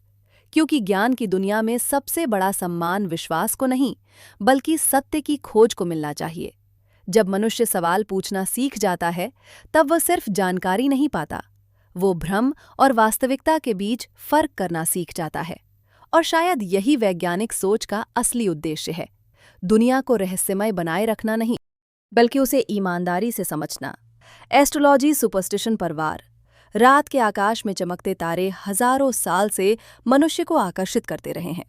लोगों ने उनमें कहानियां देखीं, देवताओं की छवियां देखीं और धीरे धीरे ये विश्वास बना कि आकाश में चलने वाले ग्रह हमारे जीवन को नियंत्रित करते हैं। लेकिन रिचर्ड डॉकिंस ने इस विश्वास को वैज्ञानिक दृष्टि से परखा। उन्होंने कहा, आकर्षण और सत्य दो अलग चीजें हैं। एस्ट्रोलॉजी ये दावा करती है कि जन्म के समय ग्रहों की स्थिति हमारे स्वभाव, भाग्य और भविष्य को तय करती है। सुनने में ये विचार गहरा और रहस्यमय लगता है, क्योंकि मनुष्य हमेशा अपने जीवन में पैटर्न और अर्थ खोजता है। लेकिन विज्ञान एक साधारण प्रश्न पूछता है, क्या इसका कोई प्रमाण है? ग्रह लाखों करोड़ों किलोमीटर दूर हैं। उनका गुरुत्वाकर्षण प्रभाव अस्पताल के कमरे में मौजूद किसी नर्स या उपकरण से भी कम होता है। फिर वे किसी नवजात शिशु के व्यक्तित्व को कैसे निर्धारित कर सकते हैं? डॉकिंस ने बताया कि एस्ट्रोलॉजी की ताकत विज्ञान में नहीं, मनोविज्ञान में छिपी है। मनुष्य उन बातों को याद रखता है जो सही लगती हैं और गलत भविष्यवाणियों को भूल जाता है। इसे कन्फर्मेशन बायस कहा जाता है। राशिफल अक्सर ऐसे वाक्य लिखता है जो लगभग हर व्यक्ति पर लागू हो सकते हैं। आज आप भावुक महसूस करेंगे, कोई पुरानी याद सामने आ सकती है, सावधानी से निर्णय लें। ऐसी बातें पढ़कर हर व्यक्ति सोचता है, ये तो मेरे बारे में ही है। यही बर्नम इफेक्ट है। सामान्य कथन व्यक्तिगत भविष्यवाणी जैसा लगने लगता है। सुपरस्टिशन भी इसी मानसिक प्रक्रिया से जन्म लेता है।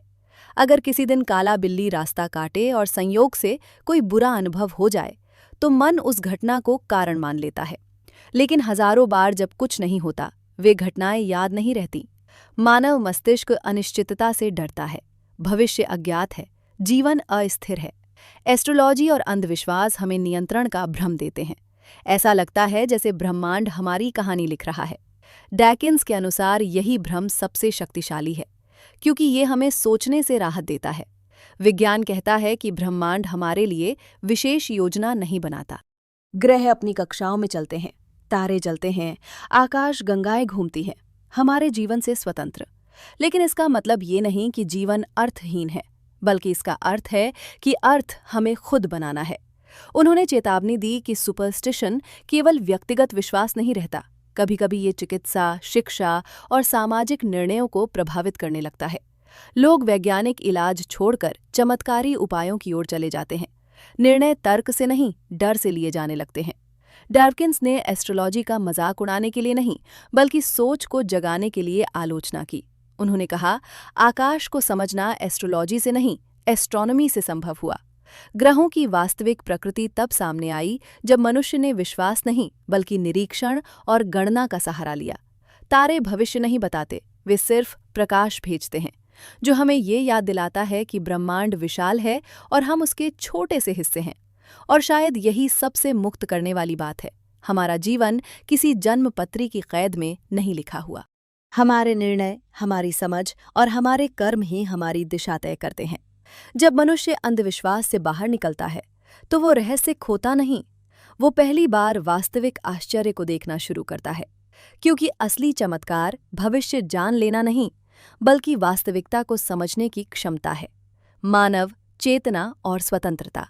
क्या हम सिर्फ जेन मशीन्स हैं?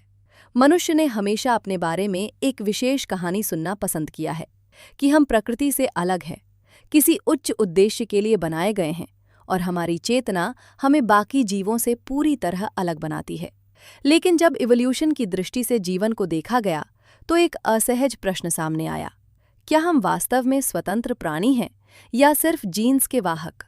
रिचर्ड डॉकिंस ने जीन मशीन का विचार इसी संदर्भ में रखा।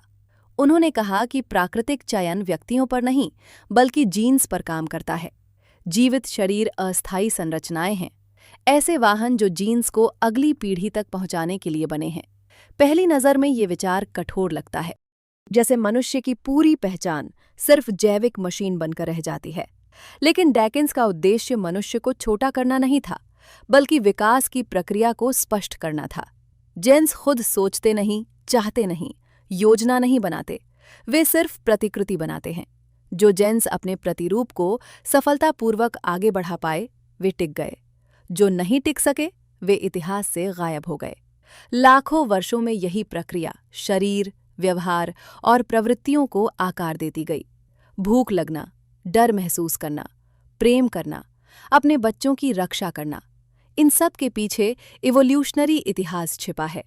इस दृष्टि से मनुष्य एक बायोलॉजिकल सिस्टम है जिसका मस्तिष्क भी विकास का परिणाम है। लेकिन यहाँ एक महत्वपूर्ण मोड़ आता है। डैकिन्स ने कहा, हम जीन मशीन्स जरूर हैं, पर हम सिर्फ जीन मशीन्स नहीं हैं। मनुष्य का मस्तिष्क इतना जटिल विकसित हुआ कि वो अपने ही जैविक प्रोग्राम को समझ सकता है। हम अपने इंस्टिंक्ट्स को पहचान सकते हैं, उनका विरोध कर सकते हैं और नए नियम बना सकते हैं। उदाहरण के लिए, इवोल्यूशन हमें स्वार्थी प्रवृत्तियां दे सकता है, लेकिन समाज हमें सहयोग और नैतिकता सिखाता है। हम जैविक इच्छाओं के बावजूद नैतिक निर्णय ले सकते हैं। यहीं से स्वतंत्रता की शुरुआत होती है। एक शेर अपने इवोल्यूशनरी प्रोग्राम से बाहर नहीं जा सकता, लेकिन मनुष्य उपवास कर सकता है, ब्रह्मचर्य चुन सकता है, दान दे सकता है, ऐसे निर्णय जो सीधे जेनेटिक लाभ से जुड़े नहीं होते। डैकिन्स ने इसे रिबेलियन अगेंस्ट द सेल्फिश रिप्लिकेटर्स कहा। हम वो प्रजाति हैं जो अपने जीन्स के अंधे आदेशों के खिलाफ विद्रोह कर सकती है। चेतना इस विद्रोह का साधन है। हम सिर्फ प्रतिक्रिया नहीं करते, हम सोचते हैं, भविष्य की कल्पना करते हैं, विकल्प चुनते हैं। यही कारण है कि संस्कृति, शिक्षा और विचार जैविक इवोल्यूशन से अलग गति से बदलते हैं। मनुष्य सिर्फ डीएनए से नहीं, विचारों से भी विकसित होता है। इस समझ से जीवन का अर्थ कम नहीं होता, बल्कि जिम्मेदारी बढ़ जाती है। अगर हमारे भीतर कुछ प्रवृत्तियां इवोल्यूशन से आई हैं, तो हमें ये भी समझना होगा कि कौन सी प्रवृत्ति हमें बेहतर समाज की ओर ले जाती है और कौन सी विनाश की ओर। हम प्रकृति के उत्पाद हैं, लेकिन प्रकृति के कैदी नहीं। डैकिन्स के अनुसार मानवता की सबसे बड़ी उपलब्धि यही है। हम ब्रह्मांड की वो इकाई हैं जो खुद को समझ सकती है। जेन्स ने मस्तिष्क बनाया और मस्तिष्क अब जेन्स की कहानी पढ़ रहा है। इसलिए प्रश्न ये नहीं कि हम मशीन हैं या नहीं, प्रश्न ये है कि क्या हम समझदार मशीन बन सकते हैं जो अपने अतीत को जानकर भविष्य चुन सकें। और शायद यही मानव स्वतंत्रता का वास्तविक अर्थ है। प्रकृति से जन्म लेना, लेकिन चेतना से दिशा तय करना। Free will versus determinism. मनुष्य जब अपने जीवन पर विचार करता है तो सबसे गहरा प्रश्न सामने आता है, क्या मैं सच में स्वतंत्र हूं या मेरे हर निर्णय पहले से तय हैं। हम सोचते हैं कि हम चुनते हैं क्या बोलना है, क्या बनना है, किस रास्ते पर चलना है। लेकिन विज्ञान ने दिखाया कि हमारे निर्णयों के पीछे जैविक प्रक्रियाएं, मस्तिष्क की रसायनिकी, अनुभव और वातावरण काम करते हैं। रिचर्ड डैकिन्स ने इस बहस को इवोल्यूशन के संदर्भ में देखा। अगर हमारा मस्तिष्क जीन्स और प्राकृतिक चयन का परिणाम है, तो क्या हमारी इच्छाएं भी उसी प्रक्रिया की उपज नहीं है? डिटर्मिनिज्म कहता है हर घटना किसी कारण से होती है। हमारे विचार भी न्यूरॉन्स की गतिविधियों से पैदा होते हैं। हमारा स्वभाव, डर, पसंद, निर्णय सब अतीत की घटनाओं और जैविक संरचना से प्रभावित होते हैं। यदि ब्रह्मांड नियमों से चलता है, तो क्या स्वतंत्र इच्छा केवल एक अनुभव है, वास्तविकता नहीं? ये विचार असहज करता है, क्योंकि अगर सब तय है तो जिम्मेदारी का क्या अर्थ रह जाता है। लेकिन डैकिन्स ने यहाँ एक संतुलित दृष्टिकोण रखा। उन्होंने माना कि मनुष्य पूरी तरह स्वतंत्र नहीं है। हम अपने जीन्स नहीं चुनते, हम अपना जन्मस्थान, बचपन या प्रारंभिक परिस्थितियां नहीं चुनते। हमारा मस्तिष्क पहले से मौजूद जैविक सीमाओं के भीतर काम करता है। फिर भी मनुष्य में एक विशेष क्षमता विकसित हुई, सेल्फ रिफ्लेक्शन। हम अपनी प्रवृत्तियों को देख सकते हैं, हम आवेग महसूस करते हैं, लेकिन तुरंत प्रतिक्रिया देने के बजाय सोच सकते हैं। यही सोचने का क्षण स्वतंत्रता की शुरुआत है। फ्री विल पूर्ण स्वतंत्रता नहीं हो सकती, लेकिन ये चेतन नियंत्रण की क्षमता है। मान लीजिए किसी व्यक्ति को क्रोध आता है। क्रोध जैविक प्रतिक्रिया हो सकती है, लेकिन वो व्यक्ति हिंसा करे या शांत रहे, ये निर्णय सामाजिक सीख, अनुभव और विचार से प्रभावित होता है। यानी हम पूरी तरह प्रोग्राम्ड नहीं हैं। इवोल्यूशन ने हमें इंस्टिंक्ट्स दिए, लेकिन संस्कृति और चेतना ने हमें विकल्प दिए। डैकिन्स ने संकेत दिया कि स्वतंत्र इच्छा शायद ब्रह्मांडीय रहस्य नहीं, बल्कि जटिल मस्तिष्क का इमर्जेंट गुण है। जब अरबों न्यूरॉन्स मिलकर भविष्य की कल्पना करने लगते हैं, हम कारणों से बने हैं, लेकिन कारणों को समझ भी सकते हैं। यही बात मनुष्य को विशेष बनाती है। फ्री विल का अनुभव वास्तविक है क्योंकि हम परिणामों की कल्पना कर सकते हैं। हम अपने व्यवहार को बदल सकते हैं। हम नियम बना सकते हैं, कानून बना सकते हैं, नैतिकता विकसित कर सकते हैं। अगर मनुष्य पूरी तरह डिटर्मिस्टिक मशीन होता तो शिक्षा, संवाद और सुधार का कोई अर्थ नहीं होता। लेकिन इतिहास बताता है कि लोग बदलते हैं, समाज बदलता है, विचार बदलते हैं। इसका मतलब है कि भले ही हमारे निर्णय कारणों से उत्पन्न होते हों, हम उन कारणों को प्रभावित कर सकते हैं। डैकिन्स के दृष्टिकोण में स्वतंत्रता कोई जादुई आत्मा नहीं, बल्कि विकसित चेतना की उपलब्धि है। हम प्रकृति के नियमों से बाहर नहीं हैं, लेकिन हम उन नियमों को समझकर अपने व्यवहार को दिशा दे सकते हैं। शायद मनुष्य की सच्ची स्वतंत्रता यही है, पूर्ण नियंत्रण नहीं, बल्कि जागरूक चयन। हम पूरी तरह स्वतंत्र नहीं जन्म लेते, लेकिन समझ के साथ धीरे धीरे स्वतंत्र बनते हैं। और यही मानव कहानी का सबसे सुंदर विरोधाभास है। कारणों से बने हुए प्राणी जो कारणों को समझकर अपने भविष्य को बदलने की कोशिश करते हैं। कॉन्शियसनेस का रहस्य। मनुष्य जब दर्पण में खुद को देखता है तो केवल चेहरा नहीं देखता, वो मैं को महसूस करता है। ये अनुभव, ये भीतर की आवाज़, ये जागरूकता, यही चेतना है। लेकिन सबसे बड़ा रहस्य ये है कि अरबों कोशिकाओं से बना मस्तिष्क आखिर कैसे अनुभव पैदा करता है। न्यूरॉन्स तो सिर्फ विद्युत संकेत भेजते हैं, फिर दर्द का एहसास, प्रेम की अनुभूति या सौंदर्य का अनुभव कहाँ से आता है? रिचर्ड डैकिन्स ने चेतना को किसी अलौकिक तत्व के रूप में नहीं देखा, बल्कि एवोल्यूशन की लंबी प्रक्रिया का परिणाम माना। जीवन की शुरुआत साधारण जीवों से हुई जो केवल प्रतिक्रिया करते थे। उन्हें न स्वयं का ज्ञान था, न भविष्य की कल्पना। धीरे धीरे तंत्रिका तंत्र विकसित हुआ। जीव अपने वातावरण को पहचानने लगे। फिर स्मृति आई, अतीत को याद रखने की क्षमता, और अंततः ऐसा मस्तिष्क बना जो स्वयं के बारे में सोच सकता था। यहीं चेतना का जन्म हुआ।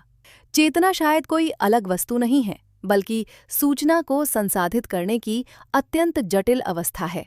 जब मस्तिष्क सिर्फ दुनिया को नहीं देखता, बल्कि ये भी समझता है कि मैं देख रहा हूँ, तब सेल्फ अवेयरनेस पैदा होती है।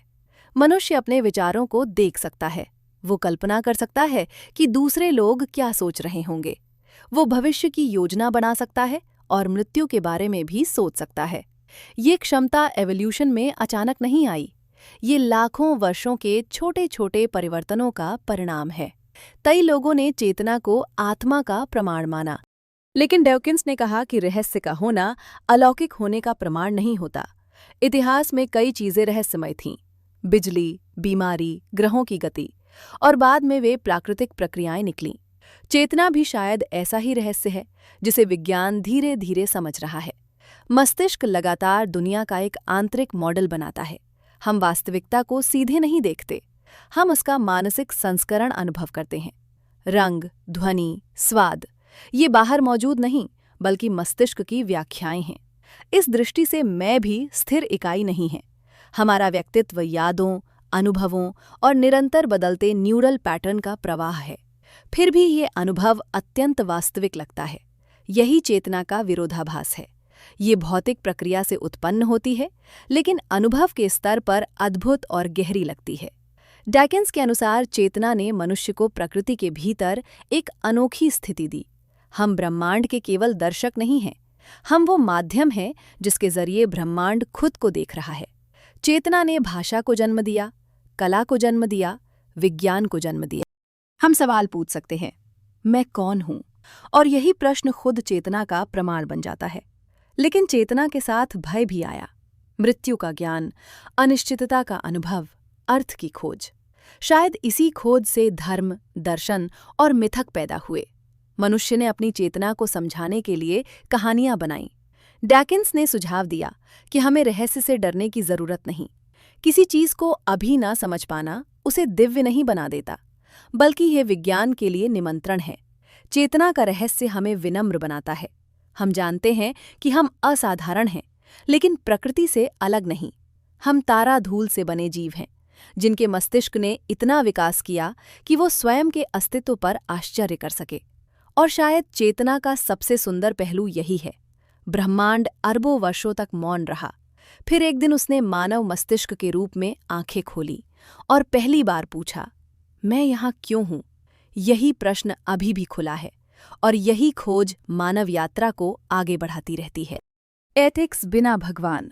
मानव इतिहास में नैतिकता को अक्सर ईश्वर से जोड़ा गया। लोगों को बताया गया कि सही और गलत का स्रोत किसी दिव्य सत्ता से आता है। अगर भगवान ना हो तो नैतिकता भी समाप्त हो जाएगी। ये धारणा सदियों तक दोहराई जाती रही। लेकिन जब मनुष्य ने अपने व्यवहार को वैज्ञानिक और इवोल्यूशनरी दृष्टि से समझना शुरू किया तो एक नया प्रश्न उभरा। क्या नैतिकता वास्तव में ऊपर से दी गई है या ये मानव विकास का परिणाम है?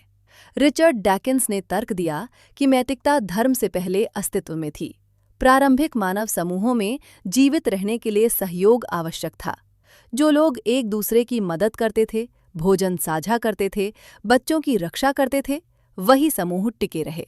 इस प्रकार सहानुभूति, न्याय और सहयोग इवोल्यूशनरी लाभ बन गए। माँ का अपने बच्चे के लिए प्रेम किसी धार्मिक आदेश से नहीं आता। दो मित्रों के बीच विश्वास किसी पवित्र ग्रंथ से उत्पन्न नहीं होता। दुखी व्यक्ति को देखकर मदद करने की इच्छा मानव मस्तिष्क की प्राकृतिक संरचना से आती है। इवोल्यूशन में हमारे भीतर एम्पैथी और फेयरनेस की प्रवृत्ति विकसित की। हम सामाजिक प्राणी हैं, अकेले जीवित रहना कठिन था। इसलिए नैतिकता धीरे धीरे सामाजिक नियम बन गई। धर्म ने बाद में इन नैतिक भावनाओं को अपने नियमों में लिख दिया, लेकिन उनका स्रोत मानव अनुभव और सामाजिक जीवन था। डैकिंस ने एक महत्वपूर्ण प्रश्न उठाया। अगर कोई व्यक्ति केवल दंड के डर से अच्छा व्यवहार करता है तो क्या वो सच में नैतिक है? सच्ची नैतिकता तब जन्म लेती है जब व्यक्ति सही काम इसलिए करे क्योंकि वो दूसरों के लिए अच्छा है, न कि इसलिए कि उसे स्वर्ग मिलेगा या नरक का डर है। समाज बदलने के साथ नैतिकता भी बदलती रही है। एक समय दास्ता स्वीकार्य मानी जाती थी, आज उसे अनैतिक माना जाता है। महिलाओं और अल्पसंख्यकों के अधिकार समय के साथ बढ़े। ये परिवर्तन धार्मिक आदेश से नहीं बल्कि मानवीय समझ और तर्क के विकास से आया। एथिक्स बिना भगवान का अर्थ अराजकता नहीं है, बल्कि इसका अर्थ है कि जिम्मेदारी पूरी तरह मनुष्य पर आ जाती है। अब कोई दिव्य न्यायाधीश नहीं जो अंतिम निर्णय देगा। इसलिए न्याय, करुणा और समानता को स्थापित करना मानव समाज का सामूहिक कार्य बन जाता है। डेवकिंस के अनुसार मनुष्य वो प्रजाति है जो अपने जैविक स्वार्थ से ऊपर उठ सकती है। हम दान कर सकते हैं, अजनबियों की मदद कर सकते हैं, भविष्य की पीढ़ियों के लिए त्याग कर सकते हैं। ऐसे कार्य जिनका सीधा जेनेटिक लाभ नहीं होता। यही संस्कृति और चेतना बायोलॉजी से आगे बढ़ती है। नैतिकता का आधार तर्क, अनुभव और सहानुभूति बन सकता है। हम पूछ सकते हैं, कौन सा कार्य पीड़ा कम करता है? कौन सा निर्णय मानव कल्याण बढ़ाता है? इस दृष्टि में अच्छाई किसी आदेश का पालन नहीं बल्कि समझ का परिणाम बन जाती है। ईश्वर के बिना नैतिकता डर से मुक्त होती है। वो प्रश्न पूछने की अनुमति देती है। वो नियमों को स्थिर नहीं मानती बल्कि सुधार के लिए खुला रखती है। और शायद सबसे गहरी बात ये है, जब मनुष्य समझता है कि इस ब्रह्मांड में हम ही एक दूसरे के सहारे हैं, तब करुणा कोई धार्मिक कर्तव्य नहीं रहती बल्कि अस्तित्व की आवश्यकता बन जाती है। नैतिक होना तब पूजा नहीं, मानवता का चयन बन जाता है, क्योंकि अच्छाई का मूल्य पुरस्कार में नहीं बल्कि उस जीवन में है जिसे हम मिलकर बेहतर बनाते हैं। एक समय ऐसा आया जब विकासवाद और नास्तिक विचारों की दुनिया में एक नाम बहुत तेजी से उभरा, रिचर्ड डैकिंस। उनकी किताबों और भाषणों ने ये दावा किया कि विज्ञान और तर्क के सामने पारंपरिक धार्मिक विश्वास टिक नहीं सकते। बहुत से लोगों को उनकी बातों में वैज्ञानिक स्पष्टता दिखी, लेकिन उतने ही लोग ऐसे भी थे जिन्हें लगा कि दुनिया इतनी सरल नहीं है जितनी डैकिंस बताते हैं। इसी दौर में एक और महान वैज्ञानिक सामने आए, स्टीफन जे गोल्ड। गोल्ड भी विकासवाद के समर्थक थे, लेकिन उनका दृष्टिकोण अलग था। उन्होंने कहा कि विज्ञान और धर्म हमेशा युद्ध में नहीं होते। उनके अनुसार विज्ञान का क्षेत्र है प्रकृति कैसे काम करती है, जबकि धर्म का क्षेत्र है मनुष्य अर्थ, नैतिकता और उद्देश्य कैसे समझता है। उन्होंने इस विचार को इस रूप में रखा कि दोनों अलग अलग प्रश्न पूछते हैं, इसलिए हर बहस को युद्ध बना देना गलत है। गोल्ड को लगा कि डॉकिंस धर्म को सिर्फ अंधविश्वास के रूप में देखते हैं, जबकि मानव समाज में धर्म का मनोवैज्ञानिक और सांस्कृतिक महत्व भी रहा है। उनके अनुसार इंसान सिर्फ जैविक मशीन नहीं बल्कि अर्थ खोजने वाला प्राणी भी है। दूसरी ओर कई धार्मिक विद्वानों ने भी प्रतिक्रिया दी। कुछ ने कहा कि डॉकिंस धर्म को उसकी सबसे कमजोर रूप में प्रस्तुत करते हैं, जैसे हर धार्मिक व्यक्ति विज्ञान विरोधी हो। ईसाई धर्मशास्त्री एलिस्टर मैकग्राथ जैसे विद्वानों ने तर्क दिया कि विज्ञान कैसे का उत्तर देता है, लेकिन क्यों का प्रश्न अभी भी दार्शनिक और आध्यात्मिक चर्चा का विषय है। बहस धीरे धीरे व्यक्तिगत विश्वास बनाम वैज्ञानिक पद्धति से आगे बढ़कर एक बड़े प्रश्न में बदल गई। क्या मानव जीवन को समझने के लिए केवल विज्ञान पर्याप्त है, या मनुष्य की चेतना, अनुभव, कला, नैतिकता और आध्यात्मिकता भी उतनी ही वास्तविक हैं? समाज दो भागों में नहीं बटा, बल्कि कई परतों में विभाजित दिखाई देने लगा। कुछ लोग कठोर वैज्ञानिक नास्तिकता की ओर गए, कुछ ने विज्ञान और आस्था के बीच संतुलन खोजा, और कुछ ने पूरी तरह धार्मिक दृष्टिकोण को अपनाए रखा। इस बहस का सबसे महत्वपूर्ण परिणाम ये हुआ कि लोगों ने पहली बार गंभीरता से सोचना शुरू किया। विश्वास क्या है, ज्ञान क्या है, और असहमति का मतलब दुश्मनी क्यों होना चाहिए।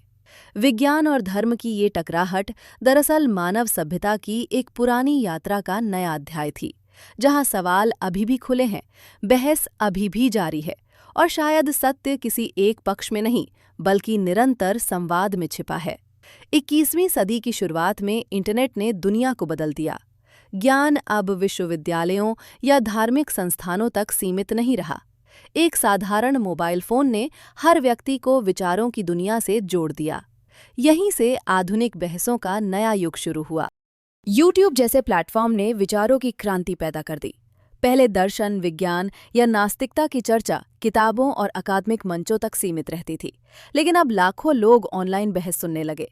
विज्ञान, धर्म, तर्क और अंधविश्वास पर खुली चर्चाएं होने लगीं। YouTube पर सार्वजनिक डिबेट्स ने नई पीढ़ी को प्रभावित किया। लोगों ने पहली बार देखा कि धर्म और नास्तिकता पर शांति से तर्कपूर्ण संवाद भी हो सकता है। क्रिस्टोफर हिटचन्स, सैम हैरिस और रिचर्ड डैकिंस जैसे विचारकों की बहसें वायरल होने लगीं। लाखों युवाओं ने इन चर्चाओं के माध्यम से अथॉरिटी को मानने के बजाय सवाल पूछने की आदत विकसित की। इसके साथ ही रैशनलिज्म यानी तर्कवाद एक सामाजिक आंदोलन की तरह उभरने लगा। दुनिया के अलग अलग देशों में लोगों ने चमत्कारों, ज्योतिष, अंधविश्वास और धार्मिक दावों को वैज्ञानिक कसौटी पर परखना शुरू किया। भारत में भी नरेंद्र दाभोलकर जैसे कार्यकर्ताओं ने वैज्ञानिक सोच को जन आंदोलन बनाने की कोशिश की। सोशल मीडिया ने एक नई स्थिति पैदा की। अब गुरु, पुजारी या प्रोफेसर ही ज्ञान के अकेले स्रोत नहीं रहे। कोई भी व्यक्ति वीडियो, पॉडकास्ट या ब्लॉग के माध्यम से विचार फैला सकता था। इससे लोकतांत्रिक ज्ञान व्यवस्था बनी, लेकिन साथ ही गलत सूचना और षड्यंत्र सिद्धांत भी तेजी से फैलने लगे। आधुनिक दुनिया में सबसे बड़ा परिवर्तन ये हुआ कि बहसें निजी कमरों से निकलकर सार्वजनिक मंचों पर आ गईं। युवा पीढ़ी अब केवल परंपरा से संतुष्ट नहीं थी, वो प्रमाण, लॉजिक और स्वतंत्र सोच चाहती थी। आज रैशनलिज्म केवल नास्तिकता नहीं, बल्कि एक मानसिकता बन चुका है। हर दावे पर सवाल करना, प्रमाण मांगना और सत्य को व्यक्ति नहीं, सबूत से स्वीकार करना। इस तरह इंटरनेट युग ने मानव इतिहास में पहली बार ऐसा समय बनाया जहां विचारों का एवोल्यूशन वास्तविक समय में पूरी दुनिया के सामने हो रहा है, और हर दर्शक केवल श्रोता नहीं, बल्कि बहस का सहभागी बन चुका है। सवाल करो, प्रमाण मांगो, सच खोजो। मानव इतिहास की पूरी यात्रा को यदि एक वाक्य में समझना हो तो वो ये होगी: अज्ञान से ज्ञान की ओर, भय से समझ की ओर और विश्वास से प्रमाण की ओर यात्रा। हजारों वर्षों तक मनुष्य ने बिजली को देवता माना, बीमारी को शाप समझा और प्राकृतिक घटनाओं को अदृश्य शक्तियों की इच्छा बताया। लेकिन धीरे धीरे कुछ लोगों ने डर के बजाय सवाल पूछना शुरू किया। जब किसी बच्चे ने पहली बार पूछा, आसमान नीला क्यों है, उसी क्षण विज्ञान जन्म ले चुका था। जब किसी ने कहा, मैं मानूंगा नहीं जब तक समझ ना लूं, उसी क्षण स्वतंत्र सोच पैदा हुई। यही वो मानसिक क्रांति है जिसने सभ्यता को आगे बढ़ाया। रिचर्ड डैकिंस के विचारों का अंतिम सार किसी धर्म या विचारधारा को हराना नहीं था, बल्कि मनुष्य को मानसिक रूप से आजाद करना था।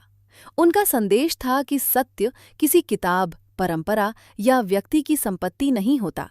सत्य हमेशा खोजा जाता है और खोज केवल प्रश्नों से शुरू होती है। उन्होंने बार बार कहा कि विज्ञान हमें निश्चित उत्तर नहीं देता, बल्कि बेहतर प्रश्न पूछना सिखाता है। विज्ञान विनम्र बनाता है, क्योंकि वो स्वीकार करता है कि हम सब कुछ नहीं जानते, लेकिन यही ईमानदारी उसे शक्तिशाली बनाती है। अंधविश्वास निश्चितता देता है, विज्ञान जिज्ञासा देता है, और मानव प्रगति हमेशा जिज्ञासा से जन्मी है। मनुष्य केवल परंपरा का उत्तराधिकारी नहीं है, वो विचारों का निर्माता भी है। हम अपने जीन्स से बने हैं, लेकिन हम अपनी सोच से भविष्य बनाते हैं। प्रकृति ने हमें मस्तिष्क दिया, और मस्तिष्क ने हमें एक अनोखी शक्ति दी, संदेह करने की क्षमता। सवाल करना विद्रोह नहीं है, बल्कि समझने की शुरुआत है। प्रमाण मांगना अहंकार नहीं है, बल्कि सत्य के प्रति सम्मान है। और सच की खोज किसी एक मंजिल का नाम नहीं, बल्कि जीवन भर चलने वाली प्रक्रिया है। सभ्यता तब आगे बढ़ती है जब लोग डर से नहीं, जिज्ञासा से जीते हैं। जब बच्चे को ये नहीं सिखाया जाता कि ऐसा ही है, बल्कि ये सिखाया जाता है कि खुद समझो क्यों है। अंततः संदेश बहुत सरल है। दुनिया को बदलने के लिए चमत्कार की जरूरत नहीं होती, सोचने वाले मन की जरूरत होती है। सवाल करो, प्रमाण मांगो, और सच को अपनाने का साहस रखो, चाहे वो हमारे पुराने विश्वासों के खिलाफ ही क्यों न हो। यही एक वैज्ञानिक, स्वतंत्र और जागरूक मानव समाज की शुरुआत है। ज्ञान ही असली शक्ति है। न जन्म से मिलता है, न किसी आशीर्वाद से। ज्ञान मिलता है सवालों से।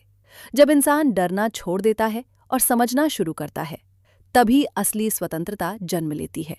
याद रखिए, जो सोचता है वही बदलता है, जो सवाल करता है वही आगे बढ़ता है, और जो सच खोजता है वही इतिहास बनाता है।